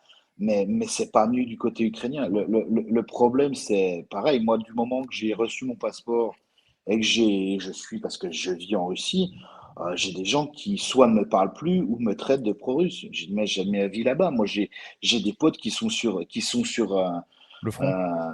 le front. Attends, c'est chaud, quoi. Les mecs Bien sûr, m'appellent, ils se font très pilonner. compliqué. Ça rigole pas. J'ai un ami qui a vécu dans le Donbass. Le mec, il a vécu 4 ans à se faire pilonner. C'était pas pendant l'opération là. C'est pour ça qu'il faut, C'était les 4 ans après la prise de la Crimée. c'est Les pour ça mecs qu'il se faisaient faut, pilonner il faut par les. raison garder et il faut dire moi, mon message, en tout cas, c'est de dire, moi, je m'en fous, je ne suis pas pro-russe ou pro-ukrainien. Justement, j'essaie de garder raison et en fait, je ne pense pas qu'il y ait de méchants dans l'histoire. À partir du moment où vous pensez qu'il y a un méchant, vous vous trompez. C'est tout.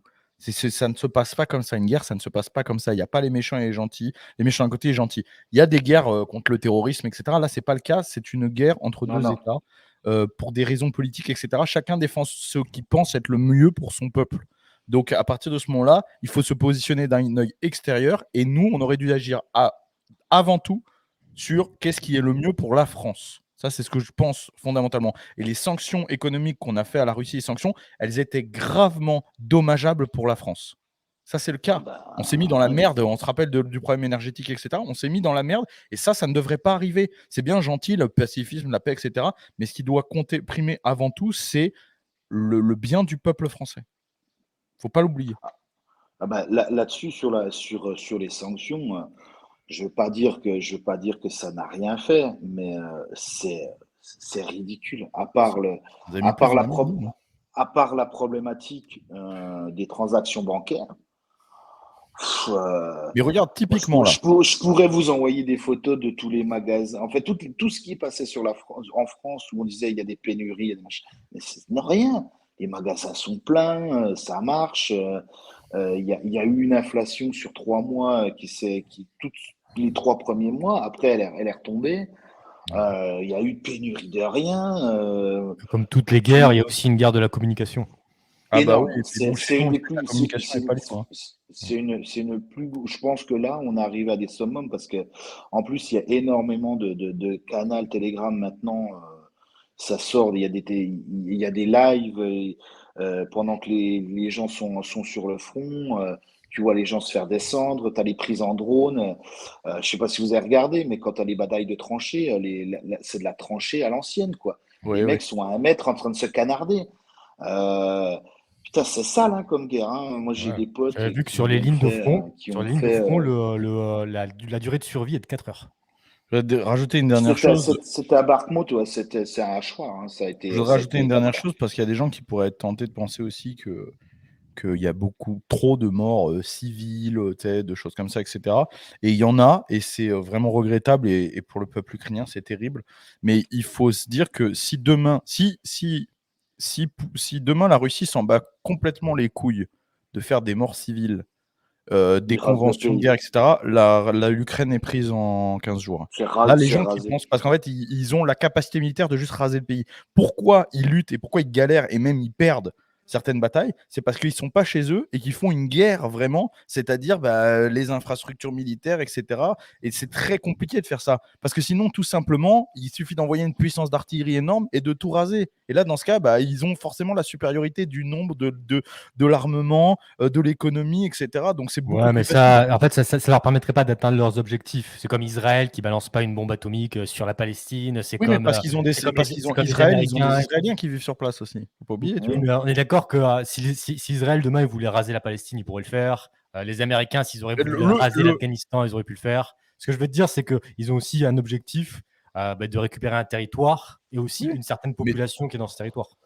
certaines, Pff, oui, oui, oui, bien peut-être, sûr, certainement, mais mais le fait est que du coup, on n'est pas dans un conflit en mode, je veux dire, les Américains, tu vois, pour une fois, tu vois, on va dire que je suis pas un pro-américain. Les Américains en 40, ils ont fait beaucoup plus de morts civiles en France que les Russes le font en Ukraine, hein. Je rappelle que rien que sur la ville de Caen, c'est 9000 civils tués en un bombardement pour les Américains. oui, Je sais pas si tu te ils en rends ont compte. rien à D'accord? foutre. Hein. Demain, s'il y a 9000 civils ukrainiens tués par un bombardement russe, tu imagines le scandale?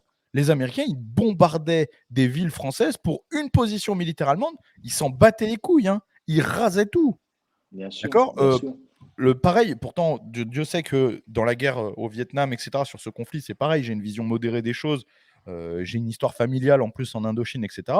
Mais il y a eu des morts civiles de la part des Américains qui ont été gigantesques. Donc, Ah encore une ouais. fois, c'est toujours pareil. Il ne s'agit pas d'être anti-américain, anti-russe ou quoi. Il faut toujours avoir une vision un peu mesurée des choses et prendre du recul face à tout ça et se dire que beaucoup de choses sont relatives. Et je sais qu'il y a des avis très tranchés dans les deux camps pour les deux camps à droite sur ce sujet-là. Oui, Il y en a beaucoup qui complètement. disent que Ouais. je suis un vieux boomer, mais en réalité, les gars, ma position, c'est que on n'a rien à foutre dans ce conflit. Si les Non, Ukrainiens et les Russes veulent se foutre sur la exactement. gueule, c'est leur problème.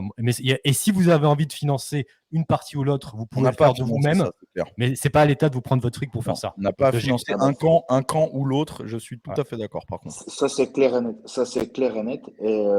Et je peux te dire, sans l'aide et sans les formations et sans l'argent, les Ukrainiens, ils n'en seraient pas là, quoi. Eh ben oui. Derrière, malheureusement, enfin, moi, je vois ça comme ça. J'ai aussi des amis en Ukraine. Il y en a où ça a été complètement, bah, on a coupé les ponts, hein, ils n'ont pas voulu continuer. Il y en a où je suis toujours en contact avec eux. Ils sont venus chez moi en France, je les connais. Euh, Putain, t'as des familles déchirées. Hein, Ah ouais, t'imagines, t'es dans le Donbass, l'horreur, les pauvres gens. c'est horrible. Les gens, ils meurent. Euh, on a l'impression, quand tu regardes les quelques infos, j'ai arrêté de regarder en France, où on dit, mais tout va bien, ils vont faire une contre-offensive. Mais arrêtez, il n'y a plus rien. Tu vois, les champs de bataille, les trucs, ils sont cramés. Quelle Les horreur. Russes, ils sont en position d'attente. Et puis, les mecs, ils sortent l'équivalent d'obus de chars en une semaine, ce que fait en un an la France, s'ils pouvaient encore en faire. Tu Alors, vois, justement, ça tombe bien qu'on parle de ça. On va pouvoir parler du sujet parce que c'est vrai, on a beaucoup digressé sur le sujet, le conflit russe, etc. À la base, on n'est pas là pour ça, ah mais ouais, bon, en ouais. effet, c'est intéressant aussi de confronter des points Ouais, de puis vue. il Voilà. faut. Qu'est-ce qui s'est passé concrètement avec les mercenaires de Wagner? Est-ce que tu peux nous en parler, le guise? Alors, Non, Ouais, bah, d'abord, si vous que voulez, le guise, juste ouais, place-nous bah, les si vous voulez, idées. je peux vous résumer ça en 20 secondes chrono. Vas-y, très bien. Et comme ça, vous allez pouvoir, je vais vous laisser en parler après. Donc, en résumé, le chef de la milice armée Wagner, Prigojine, a accusé vendredi soir l'armée russe d'avoir bombardé ses combattants dans les camps basés à l'arrière du front ukrainien, côté russe, et a appelé à la rébellion contre le commandement militaire russe basé à Moscou. Ces accusations ont été démenties dans la foulée par le ministère russe de la Défense. Les services de sécurité russes ont annoncé avoir ouvert une enquête pour mutinerie et appelé les miliciens de Wagner à arrêter leur propre chef. Dans la nuit, Prigojine a affirmé qu'il irait jusqu'au bout. Au matin, il s'est affiché devant le QG militaire de la ville russe de Rostov, assurant qu'il en avait pris le contrôle. Poutine a lui dénoncé un coup de poignard dans le dos de la Russie et accusé son ex-fidèle de trahison. À Rostov, dont la prise est revendiquée par Wagner, comme à Voronezh, à mi-chemin de Moscou, l'armée régulière russe a lancé des opérations de combat contre les combattants de Wagner qui progressent en direction de Moscou. Volte-face, dans l'après-midi, alors que les troupes étaient arrivées à 200 km de Moscou, Prigojine a finalement ordonné qu'elle fasse demi-tour après avoir négocié avec le dictateur biélorusse Loukachenko. Dans la soirée, les troupes avaient entièrement évacué Rostov. Donc, Bon, en gros, je juste prends un pour peu te de dire, distance déjà avec l'appellation dictateur. C'est encore à l'appréciation de chacun parce que c'est c'est une un dictateur appréciation. selon les critères des médias européens qui sont pas vraiment bons. Je dis pas que c'en est pas Exactement. un ou que c'en est un, mais je dis juste que faut toujours prendre. Moi, je suis toujours un petit peu réticent à appeler machin dictateur quand c'est nos propres médias qui définissent qui est un Ouais. dictateur et Il qui y, a- n'est il y a- pas. il y a bien Macron qui veut avoir un troisième mandat, alors que ça fait pas du tout partie Oui, des qui règles en réprime France. les Et lois franchement, hyper liberticides en c'est la même France. On chose pourrait l'appeler que font dictateur les autres. aussi. Donc bon, bref. Donc, pour résumer, les miliciens Wagner qui travaillaient pour la Russie se sont fait supposément bombarder par les Russes. Ils ont voulu se rebeller Il n'y a pas en que allant ça, à hein. Moscou. Il y a pas que ça. Ils ont dit, ce que j'ai bien entendu, ils ont dit qu'il y avait eu aussi des fonds détournés, des fonds qui devaient leur être attribués pour de l'équipement, etc., qui auraient été détournés par des cercles plus hauts russes. En tout cas, c'est leur accusation, en tout cas. Est-ce que c'est vrai, est-ce que c'est pas vrai et est-ce que déjà ça a été vraiment communiqué comme ça? C'est très compliqué pour nous, puisqu'on reçoit les infos par les médias occidentaux qui sont très partiaux. Déconnecté, Donc, on va dire déjà déconnecté pour être, ouais. pour faire du soft. Alors, qu'est-ce que tu penses de En ça, fait, Stéphane? pour suivre un peu ça quand même, il y a une chose qu'il faut savoir, c'est que à partir du 1er juillet de cette année, l'ensemble des gens paramilitaires, milices ou quoi que ce soit devront être sous contrat directement avec le ministère des armées russes. Donc ça veut dire que tous les Wagner vont devoir intégrer l'armée russe. Sachant que Wagner, depuis 6 mois, 7 mois, c'est eux qui gagnent la guerre. D'accord. C'est une milice spécifique. Les ordres, faut savoir en Russie, ce que tu disais que c'était l'ancienne Union soviétique et qui avait encore on va dire des morceaux d'organisation un peu restantes. C'est exactement ça. Les décisions sont lentes. Tu as 50 000 mecs qui décident. C'est pas clair. Bref, Wagner, c'est clair, net et précis. C'est des professionnels. Les mecs, l'ordre, il est direct. C'est plus une armée, on va dire, moderne, très organisée. Donc forcément, ça n'a rien à voir. Depuis 6 mois, 7 mois, c'est eux qui avancent, c'est eux qui ont fait les prises de position. Ils sont considérés beaucoup comme des héros en Russie. Hein. Faut pas l'oublier, ça. Euh, et en fait, Prigojine ne voulait pas que l'ensemble de ses combattants rentrent dans l'armée intérieure et que lui devienne aussi en fait un sous-fifre de la direction du commandement. Ils veulent Ils peuvent garder pas ils veulent garder leur il- indépendance. c'est son business, c'est son business. Hmm. Le mec, c'est son business, il n'est pas fou, tu vois. En gros, Euh, c'est comme si l'État venait s'accaparer son business. c'est comme si Mais c'est comme si les Américains avaient demandé à Blackwater à l'époque, Blackwater de voilà, rentrer pour rentrer dans l'armée de l'armée américaine. voilà. C'est une armée de mercenaires où la France a Bob Denard de prêter allégeance et de rentrer officiellement dans l'armée. C'est une armée de mercenaires, de contractors. Ils sont sous contrat, ils ont un statut indépendant. Après, ils ont certainement une idéologie, des valeurs, etc., qui font qu'ils se battent pour un côté ou l'autre selon ce qu'ils décident. Mais ils n'ont aucun intérêt, de ce que j'entends. Moi, je ne savais pas ça, hein, donc je le découvre grâce à Pas pareil. Stéphane. Mais ils n'ont aucun intérêt à rentrer dans l'armée régulière, aucun intérêt. Surtout, encore plus, si de leur point de vue, il y a des histoires de corruption, etc. Et il y en a certainement. Hein. Je veux dire, C'est sûr. quel intérêt ils ont, tu vois, à faire ça? C'est comme une nationalisation de Wagner. Et petite question pour toi, Stéphane, est-ce que Wagner, il travaille uniquement pour la Russie ou ils ont aussi des contrats avec d'autres États? C'est pratiquement uniquement pour la Russie. Ok. C'est pratiquement que pour la Russie. D'accord. Bah, tu peux les prendre, hein, si tu as un peu de sous, tu peux l'appeler. Je Si peux tu te veux filer qu'ils son viennent faire, numéro si tu as besoin. Tu si tu veux qu'ils viennent faire un peu de sécu à Montréal, dans ton vois. jardin. Mais en fait, il y a déjà eu ça. Et Pérogine ne peut pas voir Chaïgou. Chaïgou, qui est le ministre des armées, ils ne peuvent pas se voir les deux. Et il y a eu des clashs. Hein. Il l'a insulté publiquement. Pérogine, c'est quand même un personnage haut en couleur. Hein. Il a participé au bombardement dans les avions en faisant un live Telegram en appelant Zelensky de prendre aussi un avion et de venir voir avec lui pour voir s'il aura les couilles de venir. Non, mais le mec, Oui, il il est est spécial. spécial. Hein. Il est spécial. Il est spécial. Après, c'est un mercenaire, hein. Je veux dire, C'est un vrai mercenaire. toi et C'est moi, vraiment, Stéphane, je sais qu'on en a fréquenté. Moi, j'ai beaucoup fréquenté le milieu des c'est contracteurs, tous les mêmes. etc. C'est tous les Voilà, mêmes. c'est une C'est ça. mentalité particulière, militaire privé, contracteur, militaire privé, mercenaire, appelez ça comme vous voulez. C'est une mentalité particulière parce que c'est soldat privé, tu vois, c'est une dimension. Moi, alors, j'ai jamais connu de mec de Wagner. J'ai connu plusieurs gars de chez Blackwater ou d'autres organisations comme ça, ou des mercenaires africains. Et beaucoup, notamment des mercenaires congolais qui travaillent dans plusieurs conflits en Afrique, etc. Voilà, c'est des gens qui vivent dans un écosystème qui est pas, si tu préfères, c'est pas le mec de Canal+ que j'ai croisé à Industriel Cigare, tu vois. C'est un autre, tu vois, c'est un Non, autre mais délire, quoi. leur boulot, c'est de tuer des gens. Hein. Oui, voilà, c'est ça. Sur résumé, c'est ça. Hein. Oui, oui. Tu vis pour être en OP, tu es là pour défendre des positions, pour plomber du mec. Donc, ce qu'il y a eu, alors c'est pas clair aussi comment ça s'est passé. Il y a eu une protection, en fait, les gens de Wagner revenaient du front, parce qu'ils se sont retirés, ils se retirent depuis la prise de Bakhmut, en fait, ils se retirent de l'Ukraine hein, pour faire une pause et pour pouvoir reprendre des autres positions. Ils étaient accompagnés par des soldats russes, donc des troupes hélicoptères et avions. Wagner a senti une agression de la part de l'armée russe et a tiré en fait sur les avions et les hélicoptères. Donc Pérogine a communiqué là-dessus en disant que c'était une erreur de sa part et qu'il allait dédommager de toute façon déjà le gouvernement, mais aussi les familles des victimes. Hein.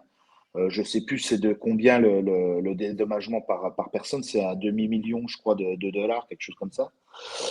Donc il s'est excusé après coup et c'est une erreur de leur part. Ça s'est un peu enflammé du côté de la partie russe et bah, ça reste des Russes quoi. Hein. Donc il y a eu, comme il peut pas voir Chaïgou, il a poussé jusqu'au bout pour montrer que Pérogine, ça fait 8 mois qu'il travaille sur l'opération, qu'il y a des résultats et qu'il ne faut pas lui casser les murs. Et le mec est monté sur Moscou. Mais prendre Rostov avec les défenses de l'armée militaire russe en une demi-journée, Rostov, c'est pas un bled de 50 personnes, tu vois. Ouais, c'est un gros truc. Rostov, ça doit être 1 million et quelques de personnes, tu vois. D'accord, ouais. Et croire que, on a dit c'est une rébellion, le mec va retourner le pays, il est arrivé à 200 km de Moscou. C'est combien les Wagner? Je sais plus, c'est 7000 personnes, je crois, quelque chose comme ça. Il disait 25 000. Oui, en tout, mais là, sur les convois qu'il y Ah avait, oui. c'est pas les 25 000 qui étaient complètement engagés. Mais même 25 000, tu vas prendre une ville comme Moscou de plus de 15 millions d'habitants avec 5 000 mecs qui arrivent. Ben, à l'époque des bolcheviks, ils l'ont fait avec 4000 mecs, hein. Ouais, mais bon, là, C'est une autre époque, mais bon. Tu sais c'est pas qu'il le y a, même il y a délire. beaucoup, il y a beaucoup de coups T'arrives, d'État qui se font en petite équipe. Hein. Oui, oui. oui, non, mais sauf que là, tu arrives en convoi à la queue leu de Moscou à 200 km, tu as juste à envoyer 3 MiG, tu rases tout le monde, tu vois, et tu rentres et c'est fini, on n'en parle plus, quoi. Hein. Oui, mais le problème, c'est que je pense que là dans le problème de ce conflit, c'est que est-ce que la Russie pouvait se permettre de s'amputer d'une force armée comme Wagner qui selon même tes dires, fait une grande partie du travail sur le front, quoi. Non, mais c'est pour ça qu'il y a déjà eu le fait enfin, qu'ils soient pas d'accord de rentrer dans l'armée régulière, tu vois. Oui, oui. Donc, Et il y a eu alors, ça. pour toi, qu'est-ce qui Et a en fait, fait que ce soit la Biélorussie? Qu'est-ce qui a pu parce que du coup, là, il y a un espèce d'énorme secret sur qu'est-ce qui a pu se dire en Biélorussie cette nuit-là, quoi. moi, je pense que c'est un coup qui est moitié préparé. Je pense qu'ils ne s'y attendaient pas quand même que ça se passe comme ça.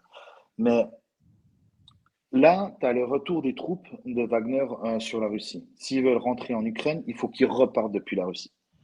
C'est une de mes théories, hein, c'est pas, Oui, oui. il y a rien de. Là, tout le monde s'arrange. Poutine perd pas vraiment la face, et puis en fin de compte, les Biélorusses, bah, ils viennent parce que les Biélorusses viennent de recevoir les premiers missiles nucléaires sur leur territoire russe pour leur base, parce qu'en fait, les Russes ont donné des armes nucléaires aux Biélorusses pour pouvoir se positionner plus près dans l'Europe. Et donc là, ça veut dire que les gens sont rentrés tranquillement de Wagner par la Russie. Donc ils ont remonté, ils remontent jusqu'à Moscou, puis là, ils vont arriver en Biélorussie, parce que Pirogine va être accueilli en Biélorussie. Poutine se débarrasse d'un mec, en fin de compte, qui est quand même très proche de lui, hein. Pour en arriver là, les deux ont énormément parlé pour qu'il puisse monter Wagner, puisse avoir une force armée. Tu ne montes pas une force armée parallèle à l'armée russe comme ça dans un pays comme ça. Ouais, T'es ouais. pas aux États-Unis, toi. C'est Ouais, ouais. pas, t'es pas dans un truc privé. Voilà, j'ouvre ma boîte de Oui, chien de oui, oui. guerre. Non, non, non, ça marche pas comme ça, tu vois. C'est beaucoup plus Euh, centralisé, le pouvoir est beaucoup plus centralisé, donc ah bah oui, puis même si c'est une fédération, bah, ça peut être des ennemis après, tu sais pas, ils peuvent se retourner. C'est comme tu disais, Guise, les mecs peuvent se retourner et refaire une rébellion. Mais là, c'est pas le cas. Moi, je pense qu'il y a un demi-coup. On a voulu faire paniquer un peu tout le monde parce que c'est aussi des bons joueurs. Pirogine, c'est aussi un acteur, hein. Le mec, un joueur il te sort d'échecs. des trucs. Et tu sais jamais si c'est une plaisanterie, si c'est sérieux. Dans ses interviews, c'est toujours compliqué de savoir ce qu'il dit, Mmh. quoi. Si c'est Et là, maintenant, donc Poutine perd, on va dire, quelqu'un qui est assez influent, parce que Prigojine était très influent, il est devenu un héros de guerre. Donc, tu pars en Biélorussie, puis depuis la Biélorussie, bah, tu refais ton business. Tu vas avoir des positions en Biélorussie, tes troupes seront positionnées là-bas. Et puis, bah, depuis la Biélorussie, tu es à 200 km de Kiev, tu vois. Tu n'es plus à 900 km depuis les frontières russes. Ah Ouais. ouais, Et ça puis, joue aussi. s'il y a une attaque de Wagner, les Biélorusses vont dire, moi, c'est pas notre armée, hein, c'est des Mmh. mercenaires, tu vois. Ouais. Donc, si tu veux, et alors, moi, j'ai vu ça comme ça depuis en fait, quand il y a eu le règlement par la Biélorussie, je me dis, attends, c'est bizarre, tu vois. C'est pas normal que ça se fasse comme ça en une nuit, t'appelles le mec, vas-y, on s'arrange. Ah, là, ça rigole pas, c'est quand même. En fait, attends, c'est pas entre potes où tu t'appelles et puis voilà, non, non, là, il y a du gros.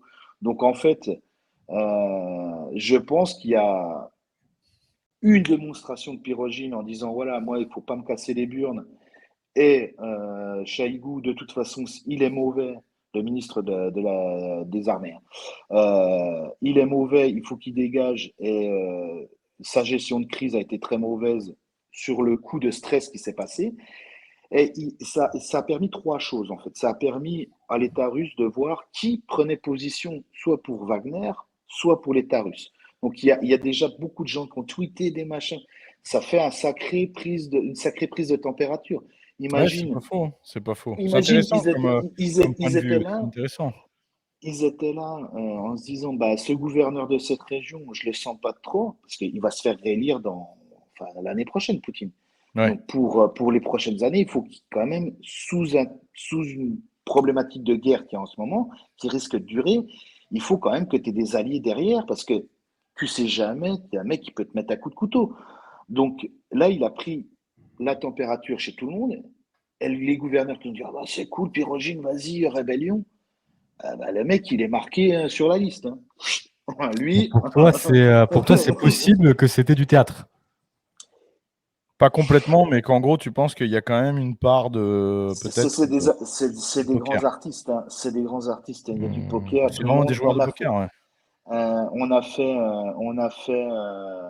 je te dis, tu passes d'être obligé de traverser le pays pour aller à Kiev à 200 kilomètres depuis le nord, quoi. Ah ouais, donc Ouais. pour résumer, en fait, ce coup de théâtre, si c'en est un, ça aurait permis à Poutine de faire le ménage dans son camp et en plus, ça donne un prétexte pour avoir Wagner plus proche de Kiev, Ouais, dans et la je pense Biélorussie. que ça s'est pas vraiment fait volontairement d'un coup.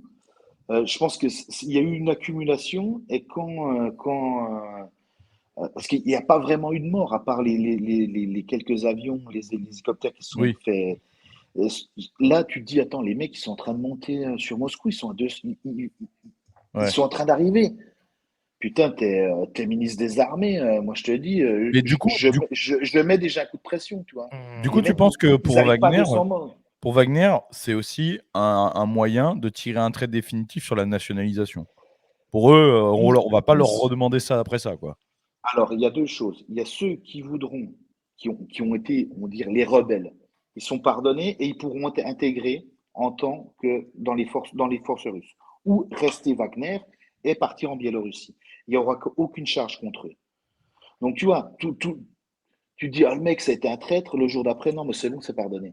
Ouais, OK. c'est bizarre. Mais Tu fais jamais un est-ce que truc c'est comme ça. officiellement prévu que Wagner réaille sur, le champ de bataille ukrainien ou pour l'instant c'est, Bah, Ah bah apparemment, c'est ce qu'ils ont dit. c'est les contracteurs, OK, donc parce que ils alors sont qu'ils ont là. dit Mais parce qu'il faut pas oublier que Pirogine aussi, c'est un Russe et il veut que son pays. Enfin, il faut pas oublier, c'est comme les Américains. Les gens sont amoureux de leur pays, tu vois. Ils sont prêts, ils y croient, ils y vont. Oui, c'est ce qu'on disait C'est tout à l'heure, il y a une part pas. d'idéologie quand même dans le combat de Wagner. Bah, bien sûr, obligatoirement, bien sûr, obligatoirement. mmh. Quand tu le vois aller dans les prisons, demander à ceux qui veulent s'engager, ou c'est lui-même qui y va et prend position et il parle, faut voir le type, quoi. C'est assez impressionnant, quoi. Ouais. Et si tu sais très bien, Baptiste, toi qui les as côtoyés aussi, les Russes en compète ou quoi que ce soit, les mecs sont super patriotes. Quand on a vu qu'on a fait la chasse avec André, tu t'aperçois que le russe du fin fond de la campagne et l'américain du fin fond de sa campagne, c'est les mêmes. Ah ça, je C'est l'ai les toujours dit, mêmes. hein. Je l'ai toujours dit, c'est les mêmes. On arrive, c'est pas si différent que ça, on va dire. Les deux pays ne sont pas si différents que ça pour certains points. Et est-ce Pour que tu penses l'idéologie, que, pour l'amour du pays, pour certaines valeurs, ils sont pas très très différents, quoi. et est-ce que tu penses que, le Russe au fin fond de la Sibérie, il en a quelque chose à foutre de ce conflit? Ou Ah bah, nous, en tout cas, oui, oui, oui, oui. Parce que OK. regarde, nous, Oui, typiquement, on va prendre l'exemple là qui vient de citer, qui vient que Stéphane vient de citer. 2 choses, 2 exemples. Stéphane, déjà, là où il vit, toi, tu parles de la Sibérie, mais là où il vit, c'est le même délire, hein. C'est les plaines, mongoles, c'est on peut le dire, hein, sa femme, c'est une descendante, ça te dérange pas que je dise ça? Que je non, dise? pas de souci, Sa pas de femme, c'est souci. une descendante de la tribu d'or, de la famille, donc si tu préfères, il est marié avec une descendante de Gengis Khan, de la famille du clan de Gengis Khan. Donc, si tu préfères, c'est le trou de balle de la Russie, là où il est, hein. C'est, entre guillemets, enfin, ça fait partie des endroits vraiment avec, une identité, «régionale» entre guillemets extrêmement forte et puis vraiment ultra rurale au milieu de, alors là, Samara, c'est une très grosse ville parce que c'est comme toute la Russie, il y a des énormes métropoles, puis autour il y a rien. Et Andrei, le gars chez qui on était, donc c'était dans l'oblast de Tver, le mec vit au milieu de la taïga, il y a que dalle. Et à l'époque, il y avait pas eu le conflit n'avait pas encore démarré, et cetera, mais on avait pu discuter avec lui, et cetera. Le mec se sentait évidemment investi vis-à-vis de la Russie, et cetera. Donc oui, oui, non, non, ils en ont quelque chose à foutre. Mais comme C'est ici, quand hein, même, c'est la même chose, c'est ce qu'il dit. Ici, si tu vas au milieu de l'Alaska ou au milieu de l'Ouest Texas, des mecs qui vivent tout seuls, et cetera, ils se sentent quand même, extrêmement américains et extrêmement, investis dans c'est tout vrai, ça. c'est Donc, vrai. Moi, j'ai toujours trouvé ça Le- incroyable parce que c'est vrai que la Russie, c'est un pays, sur, plein de fuseaux horaires avec plein d'origines c'est différentes, de religions c'est différentes. c'est le deux 30% des terres immergées, hein, la Russie. c'est le 2e plus grand territoire après le Canada, c'est ça, non? Si je me trompe pas? Je C'est pense. le premier plus gros. Et après, c'est le Canada. Ah bon? Ah, OK. Putain, c'est incroyable. C'est, t'as 10 fuseaux horaires. Enfin, ça dépend parce qu'ils ont changé 3 fois. Je me souviens jamais plus si c'est 11, 10 ou 9. Medvedev a changé 4 fois les fuseaux horaires, c'est le seul truc qu'il a fait. Mais bon, voilà, il fallait bien qu'il fasse quelque chose. Non, et comme tu dis, il y a énormément de différentes ethnies, il y a différentes religions. En fait, moi, le truc, c'est que je vis à Samara, c'est au bord du Kazakhstan. C'est à 250 km de la frontière du Kazakhstan. C'est au bord de la Volga. Et j'ai une maison, là, dans la région de ma femme. Là, ça s'appelle la Kalmoukie. Ah voilà, la C'est vraiment. Kalmoukie, c'est Ouais. le nom que je cherchais depuis tout à l'heure, la Kalmoukie. Et c'est dans le sud, c'est avant le Daghestan et avant la Tchétchénie. Moi, je suis déjà allé en Tchétchénie, je suis allé au Daghestan, et là, la Kalmoukie, c'est une plaine, c'est la steppe. Hein. Ouais. Les Kalmouks, c'est vraiment, voilà, c'est un C'est une peuple à part république, entière. c'est une république, c'est une république.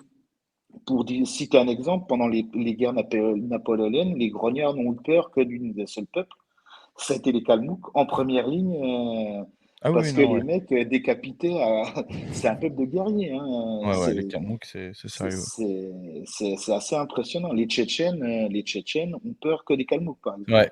C'est le seul, oui, c'est un des rares républiques comme ça où justement les Tchétchènes se font extrêmement discrets en Kalmoukie. C'est quand tu parles avec moi j'ai déjà eu l'occasion de parler avec des Tchétchènes, etc. C'est vraiment l'endroit. C'est un peu comme quand on dit genre en Corse, tu vois, quand tu es dans la campagne corse et tout, tu vois un peu le délire, tu vois. La Kalmoukie, c'est un peu ce truc-là. Ils savent que quand ils sont en terre kalmouk et tout, faut se tenir tranquille, tu vois. Putain, c'est drôle parce C'est que là, des- je suis en train de regarder des images de Kamouk, Kalmouk. et c'est vrai qu'ils ont l'air tout gentils, comme ça, Ah oui, visuellement. oui. Oui, oui. Ah, mais Tu sais, pour donner une idée aux gens, ils sont très asiatiques et ils ont traditionnellement assez folkloriques. Ouais. mais c'est des gens magnifiques, c'est des gens très très gentils, c'est pas un problème. Moi, je suis super gentil, mais tu me casses pas les couilles 10 minutes, quoi. Voilà. C'est vrai, il y en a, on le voit sur leur gueule, qui sont violents. Les Tchétchènes, par exemple, tu le vois sur leur gueule, qui sont Ouais. intenses. Ouais, bah, Ouais, les mais Kalmouks, c'est parce écoute, que parce que ça se voit parce que peut-être pas c'est sur parce leur qu'ils gueule, sont mais dans le ça se voit. conflit, ils sont dans le conflit, parce que c'est dans le conflit tout le temps. En Kalmoukie. fait, en Tchétchénie, tu es toujours en train de te battre, tu vois, c'est comme en Daghestan, c'est la culture d'être le plus fort. En Kalmoukie, tu as aussi une culture d'être balèze, d'être fort, tout ça, mais c'est des bouddhistes déjà. Et c'est plutôt une philosophie asiatique. C'est pas une t'as pas à être violent. Mais Il y a un c'est pas côté parce que très t'es il y pas a un côté violent, très c'est pas mongol, parce. hein. Oui, oui, Il y a un c'est des côté très Mongols hein, à la mongol, hein. base. Hein. C'est pas parce que t'es pas violent que tu sais pas décrocher une droite et te faire dégorger 4 mecs en 10 minutes, quoi. Ça n'a rien à voir, quoi. Enfin bon, Euh, pour revenir au sujet, c'est vrai que c'est intéressant, tu vois, d'avoir ce point de vue, enfin moi, en tout cas, je trouve que c'est très intéressant d'avoir ton point de vue, Stéphane, sur ce sujet, toi qui es de l'intérieur et puis qui est bien renseigné. Un petit détail qu'on n'a pas donné, parce que je pense qu'on a fait le tour au niveau du conflit, Wagner et cetera, de la situation. Quand tout à l'heure on parlait des sanctions, je pense qu'il y a des choses que tu peux dire qui sont intéressantes pour que les gens se rendent compte, heu sur le marché public et cetera. Par exemple, comment ça a impacté. On a aujourd'hui, donc c'est interdit, c'est ça pour une société française, si tu veux avoir des contrats avec le marché public, d'avoir des relations avec la Russie. C'est ça, hein? Tout Donc à fait, par ouais. exemple, pour toi, ça s'est traduit sur le fait que ton entreprise, qui est une énorme entreprise française donc, enfin qui a une filiale en Russie, a dû finalement est obligée de quitter, le territoire parce qu'ils peuvent plus avoir de contrat, et donc C'est- finalement, c'est un énorme, c'est une perte pour la France directement. Parce que c'est une entreprise française qui génère des revenus en Russie et qui sont obligés de revendre leur filiale à un Russe finalement, tu vois? Parce qu'ils sont obligés. Donc là, qui est-ce que ça pénalise? Pour la Russie, ça va rien changer puisque la société reste sur place et cetera. Au contraire même, parce que ça va être, appartenir à un Russe donc j'imagine que c'est même plus intéressant pour eux et pour nous, bah, c'est la baise quoi. C'est la Ouais, baise. mais regarde, par exemple, enfin, McDo, ils s'en foutent un peu, de toute façon, vu le point de vue qu'ils génèrent, mais le mec qui a récupéré McDo, McDonald's a tout de suite dit, moi je sors du business, ils n'ont pas trop su comment faire. Au bout de 6 mois, ils ont vendu à un Russe, le mec, pour 1 rouble, je crois, il a récupéré 980 quelques Voilà. magasins, McDo, putain. restaurants. Non, Truc mais de t'imagines mongolien. le truc, Pour les t'es États-Unis, c'est une c'est un perte truc de sèche, fou. c'est un truc de fou. Ah, Parce c'est que mongol, ouais. Surtout, non seulement t'as ils tout le financent. distributeur, c'est tout en local. T'as rien, tu prends, t'as juste à refaire, tu changes le nom, et tu refais pareil. Ouais. C'est Et, incroyable. et tu l'as pris, Après, et tu l'as eu pour 3 copecs, tu vois. c'est incroyable. Le point de vue libertarien sur la question, pour ceux que ça intéresse, c'est si une entreprise elle a envie de quitter la Russie, elle le fait. Si elle veut rester en Russie, elle le fait. Mais c'est pas à l'État de décider pour elle. Non, non, non. Bah là, encore une fois, on Ben, est dans le là, socialisme de connivence. Hein. ah ben, t'arrives là, l'Union européenne, on est là, ça peut être, ouais, Mais c'est surtout, effectivement, je peux comprendre que tu aies ce genre de choses. Moi, je peux comprendre qu'un pays dise, quand on est en guerre, un état de guerre et une loi martiale, etc., c'est compréhensible. À ce moment-là, il y a des règles qui s'appliquent, qui doivent pas s'appliquer, ça doivent pas s'appliquer en temps de paix. Tu es en guerre contre un pays, tu dis, voilà, nous, le marché public français, on ne finance pas d'entreprises qui pourraient avoir tu vois, la connivence avec le pays avec lequel on est en guerre, on va pas donner. Bon, là, à la rigueur, oui, mais on n'est pas en guerre avec la Russie, à ce que je sache. C'est ça qui est fou. C'est de faire des règles comme ça qui vont être préjudiciables pour les Français et pour la France, comme si on était en guerre avec un pays avec lequel on n'est pas en guerre. Je répète, tu vois. Parce que c'est fou quand euh, même. surtout que tous ces efforts, toute cette énergie, tout cet argent, pourquoi il n'a pas été mis pour régler pacifiquement le conflit? Putain, mais oui. C'est ce qu'on. Tu vois, tu vois, si à un moment tu es pour la paix, t'envoies pas des millions de munitions et des chars, tu vois. Non, mais il y a un moment, tu dis, ok, tu veux bien aider les mecs, mais euh, où tu discutes, où tu trouves un point. Alors ça va être compliqué et tout, mais enfin, on y est Personne arrivé, n'a dit que c'était facile. ouais, on y est arrivé. Enfin, quand on a voulu créer Israël, on y est arrivé, quoi. On voit ce que ça donne maintenant. Euh, Ouais, ouais, et mais d'autres choses, c'est pas que c'est bon, que c'est mauvais, on n'en est pas là. Mais si on veut se donner les efforts, on le fait. Là, les gens, ils meurent pour rien, que ce soit d'un côté ou d'un autre. Tu vois. ouais, c'est terrible. C'est terrible. C'est horrible, c'est horrible. Ouais. Et pour revenir sur les civils, il n'y a pas énormément de civils, il y en a, mais c'est vraiment là, les militaires qui prennent. Tu disais 4 heures sur le front, Bakhmut, c'était ça. T'arrivais, t'avais 4 heures de vie, tu vois. T'arrivais, tu disais, allez.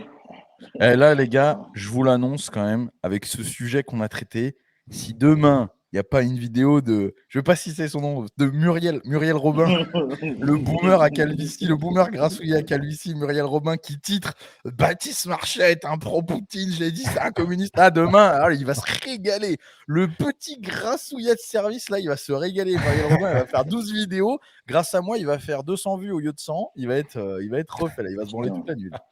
Moi, je vais me faire encore ban de je sais pas où, là, T'es encore ban? comme le dernier.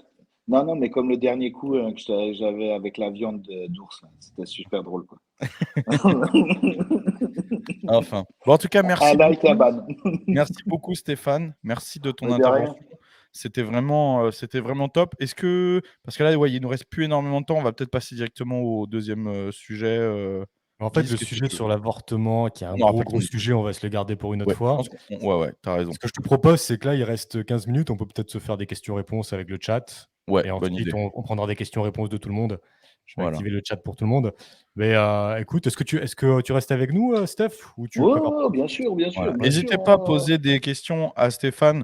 Alors, sur le conflit, etc., je pense que là, quand même, on en a fait beaucoup. Essayez de voir si vous aviez des questions, par exemple, sur sa situation, l'expatriation, etc. Voilà, Stéphane, il est bien passé pour vous en parler. Ou même si vous avez des questions qui n'ont rien à voir sur d'autres sujets pour nous, allez-y. Tu actives le chat pour les abonnés? Ouais, là maintenant, tous les messages que vous voyez rentrer, à partir de maintenant, c'est chat des abonnés. On le laisse Donc, 5 minutes, comme d'habitude. On prend ouais, les questions des abonnés en priorité et ensuite, il y aura le chat pour tout le monde. ouais, il y a Gauthier 1908 qui te demande: parles-tu parfaitement russe, Stéphane? Parfaitement, ça serait un peu de me la péter, mais On a ça déjà va. du mal à parler parfaitement français. Ouais, des fois, c'est déjà compliqué. Non, non, oui, oui, bah oui, de toute façon, si tu veux avoir le passeport russe, tu as un test. Tu vas pas, on te donne pas un passeport sans que tu parles. On n'est pas en France, quoi. Hein. Donc, oui, de toute façon, moi, je fais mon business en russe, je gueule après mes mecs en russe, Ah ouais, je d'accord. fais tout en russe, quoi. Je fais tout en russe. Je vis en région. En région, t'as personne qui parle anglais. J'ai pas ma traductrice avec moi. Non, non, je parle russe.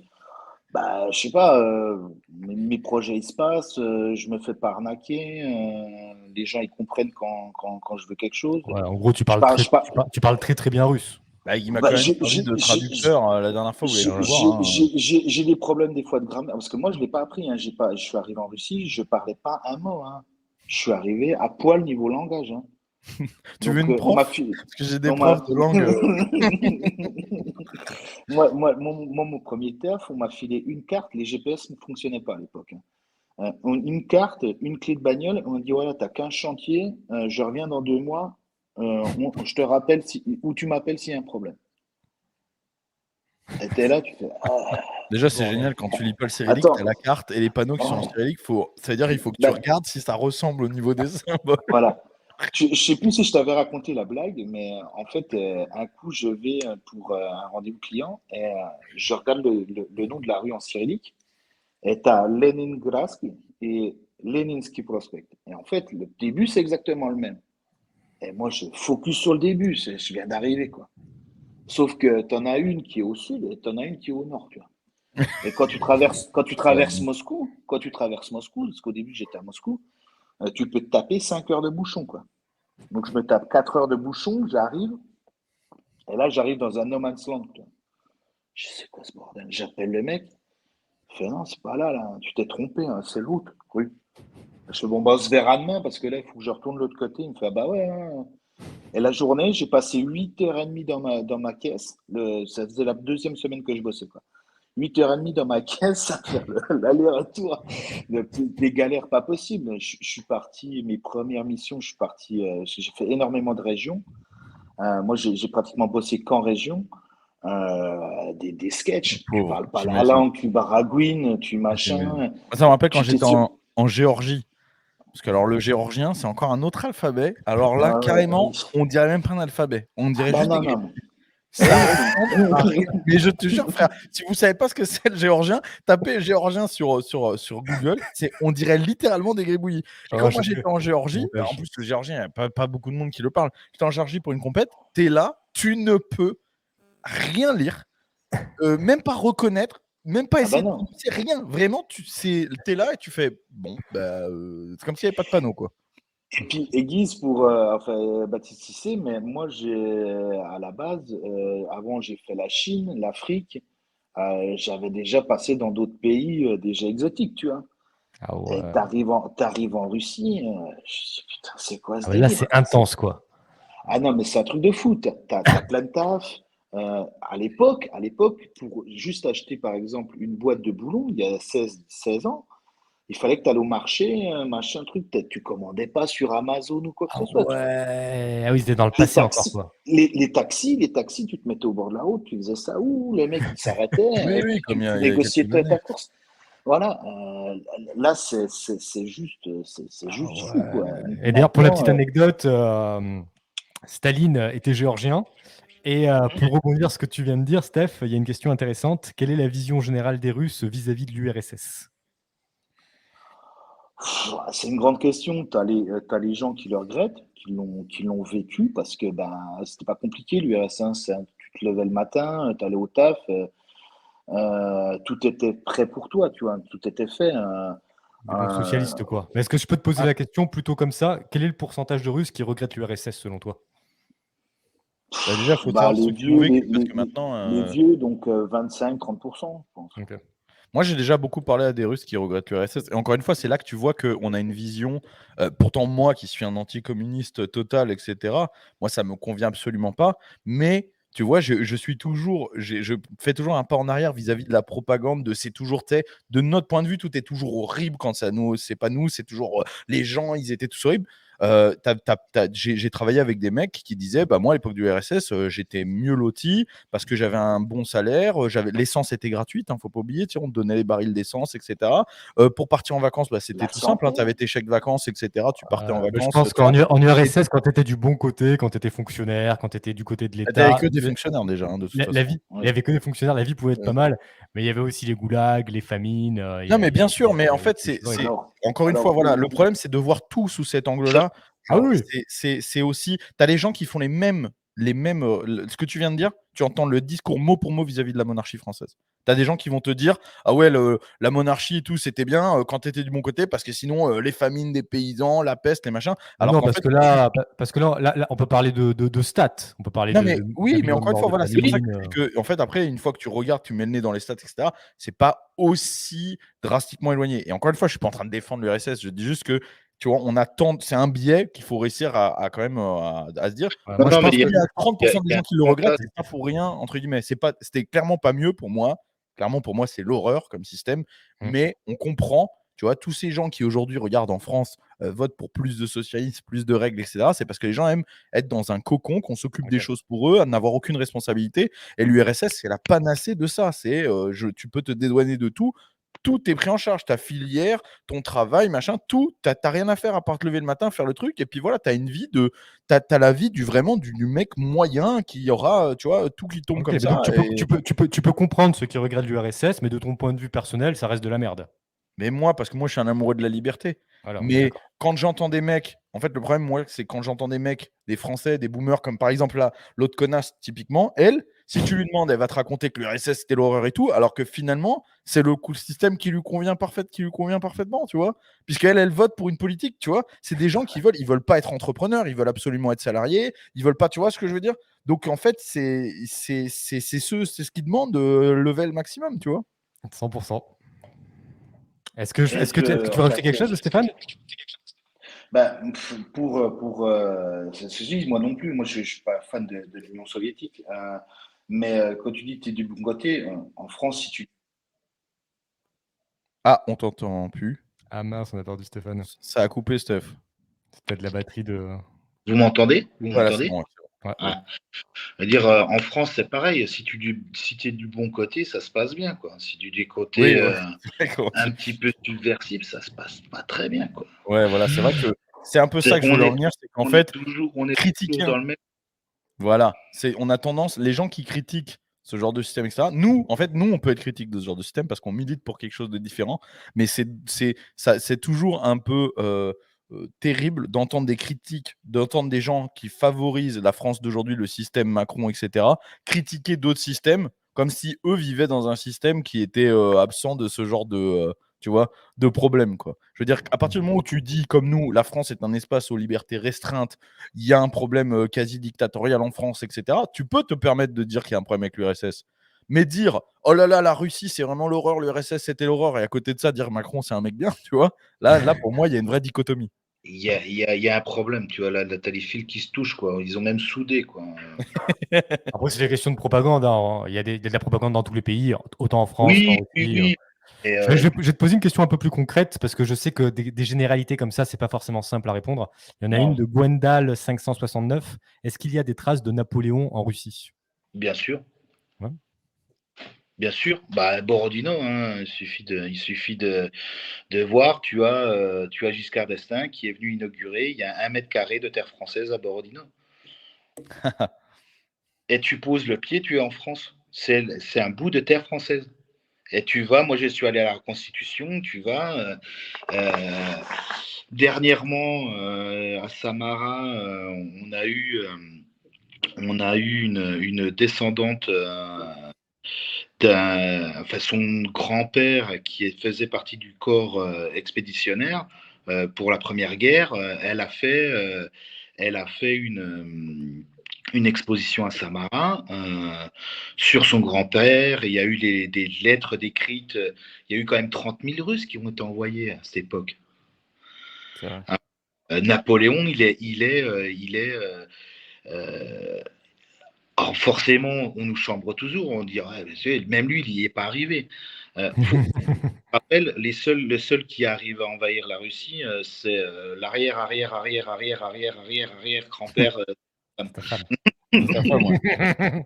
Et une question un peu plus personnelle. Je suis désolé, j'enchaîne pour que les abonnés puissent poser Ouais, leurs questions. Mais la question, c'est Stéphane, certains aspects de la France te manquent. ouais, il y a des choses qui me manquent un peu, mais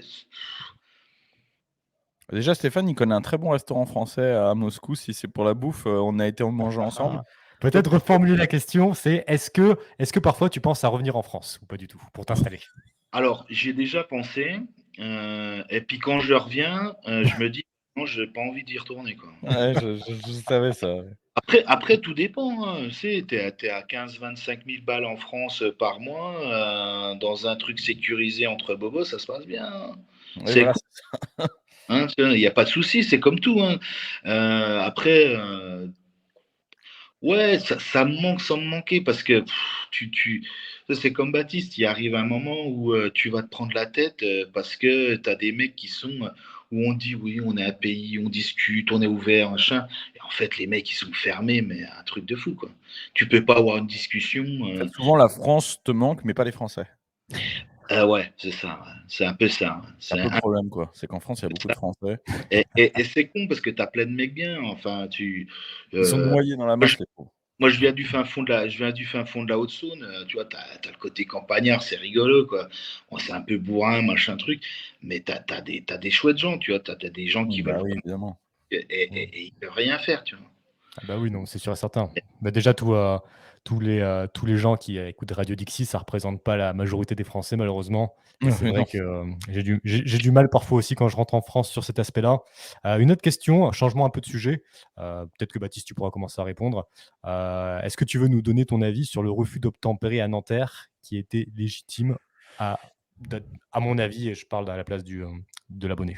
Heu, alors, on n'a pas traité ce sujet, pourquoi? On m'a demandé, hein, plusieurs fois en DM pourquoi on ne traite pas ce sujet. Dans Radio Diction, on essaie de traiter des sujets, on a quelque chose à vous dire, quelque chose que vous n'allez pas entendre. Ça va être un sujet traité par tous les newsers d'internet et ils vont exposer les mêmes arguments que sur les 50 derniers faits divers. C'est toujours les mêmes, c'est les mêmes choses. Donc en fait, quand vous avez un sujet comme ça, demandez-vous: «Est-ce qu'il y a quelque chose qu'on puisse dire le Guise et moi qui vous apprendrait quelque chose?»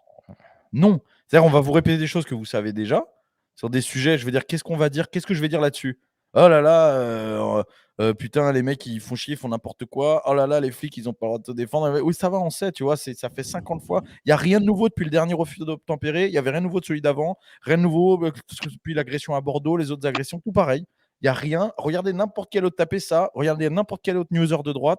Eux, ils sont spécialistes dans le fait de vous brosser et de vous dire des choses que vous avez envie d'entendre. Nous, ça nous intéresse pas. Donc, j'ai rien de plus à vous dire que ce que vous pensez déjà, vraiment.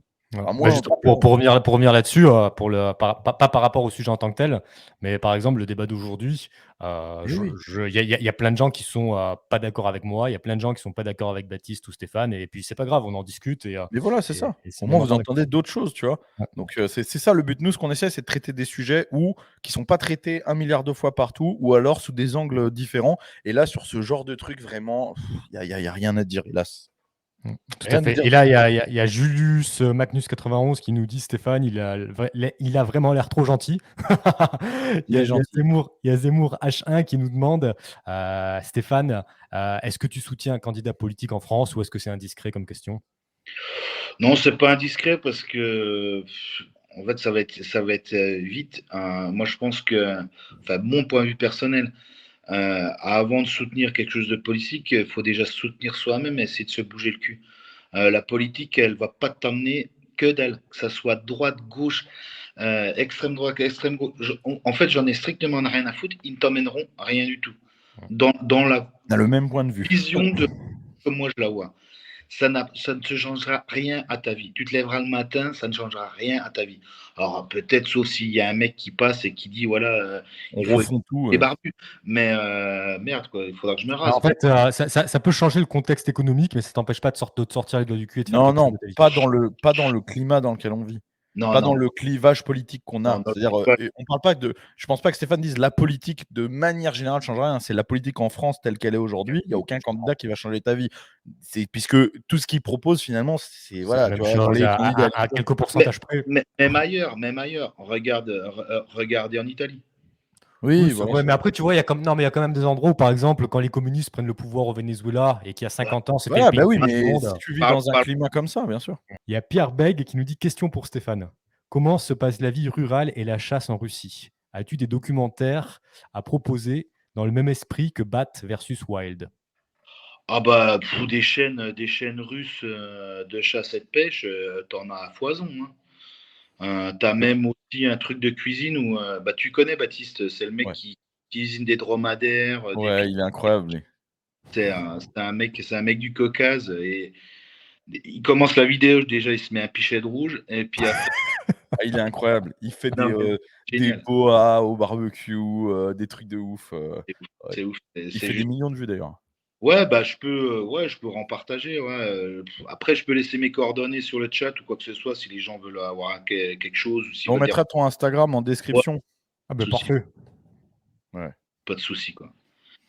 Bon les gars, Benga26 qui nous dit mon père, on peut prendre comme ça comme dernière question si vous voulez. oui, vas-y, vas-y. Mon père a travaillé en RDA à l'époque. Il me disait que les Russes sont blancs à l'extérieur, mais à l'intérieur, ce sont des Viettes. Trouves-tu qu'il y a un côté amasiatique chez les Russes européens? Non, mais la Russie, déjà, Mmh. c'est l'Eurasie. Donc, Mmh. pour moi, alors peut-être parce que c'est ma femme, mais tu as les Tataro-Mongols qui ont créé la Russie, tu as les Slaves de Kiev, en fin de compte, qui sont venus, et l'aristocratie française et européenne, qui ont créé le pays. C'est ça, faut un peu reprendre ses bases. Dire, les gens maintenant parlent aussi du conflit et des choses comme ça, mais personne n'a repris un livre d'histoire. Euh, Ouais. faut juste reprendre la Première, Deuxième Guerre mondiale et puis vous verrez un peu pourquoi il y a des gens qui disent qu'il y a des néo-nazis en Ukraine, par exemple. Mmh. Bon, c'est pas parce qu'il y en a pas, je veux pas dire qu'il n'y en a pas en Russie, il y en a, mais ce qui arrive maintenant, c'est de l'histoire. Il faut connaître son histoire pour pouvoir, soit que ça se repasse pas, Toi, ou pour toi, comprendre ce que tu veux dire, c'est qu'il y a une les part de villes. l'histoire russe qui est inscrite par l'Asie, qui est Non, inscrite mais par oui, l'Asie. c'est l'Eurasie, c'est l'Eurasie. Je veux Mmh. dire, Ouais. moi, Je pense que pour quelqu'un qui a pas été en Russie comme moi, c'est vraiment très dur de cerner ce que c'est. impossible, Mmh. impossible, impossible parce que euh, tu vois, tu travailles en Chine, tu travailles en Afrique, tu comprends que t'es pas chez toi, tu vois. Mmh. Voilà quoi. Ouais. T'arrives en De toute Russie, façon, on considère pas la Russie comme l'Occident au final, hein. bah, c'est pas du tout Ouais. l'Occident. Il faut arrêter ce fantasme. C'est pour ça que je dis la comparaison, elle n'est pas possible. Mmh. Euh, euh, la Russie, c'est l'Eurasie, c'est l'Eurasie. C'est un bout de l'Europe, c'est un bout de l'Asie. C'est un mix, tu as des cultures du Sud, tu as des musulmans, tu as des bouddhistes, tu as eu différentes... avant qu'il y ait on va dire, l'aristocratie européenne qui arrive en Russie, en fait, c'était les Tataro-Mongols qui avaient des parties de la Russie, c'était féodal. Euh, les gens, ils te parlent de la Russie, ah ouais, l'Union soviétique. Ouais, mais quelque chose avant, tu vois, il n'y a pas Ça, 2000 Ouais, ans bien sûr, de l'Union soviétique, vous êtes cons, quoi. bien sûr. Et ouais, Lénine est venu, Lénine en plus avait du sang à Kalmouk, pour la blague. ah, Euh, donc, Djorkaeff, t'appelles les gens qui s'intéressent à la Russie à s'intéresser à toute l'histoire de la Russie. bien sûr, Là, bien il y a sûr, un message pour. Ah, excuse-moi, vas-y, je te laisse terminer ta phrase. bien sûr, sinon c'est pas possible, tu peux rien comprendre. Ah ouais, bah, c'est normal. Tu peux... Et un dernier message pour terminer avant de vous dire au revoir, les gars, parce que je sais qu'il va falloir raccrocher l'antenne. Il Oui. y a Pillshot qui nous dit Gérard Depardieu vibes. J'ai trouvé ça rigolo. Et puis, je voulais te dire un grand merci, Steph, d'avoir été Ouais, avec nous. merci beaucoup. Merci beaucoup d'avoir été là. Merci. Merci de m'avoir invité, hein. Non, non, vraiment, bah, nous, c'est typiquement, tu sais que tu es, bon, au-delà des relations amicales qu'on a, toi et moi, tu es typiquement le genre d'invité qu'on aime avoir sur Radio Dixie. C'est pour ça que quand j'ai pensé à toi, j'ai direct proposé au Guise, parce que je savais que ça allait coller parfaitement à ce qu'on aime. En plus de ça, tu es un Français de l'étranger, inscrit dans, justement, tu vois, activement pour les Français de l'étranger. Donc, je veux dire, là, ça colle parfaitement, quoi. Exactement. Soyons unis et avançons. Exactement. Merci beaucoup en tout cas. Merci à tous ceux qui étaient là ce soir. Rediff dimanche à 17h. Et sinon, prochain live mardi à 22h. Exactement. Merci, les gars. À plus. Ciao, tout le Merci, monde. ciao, et vous Ciao. bien.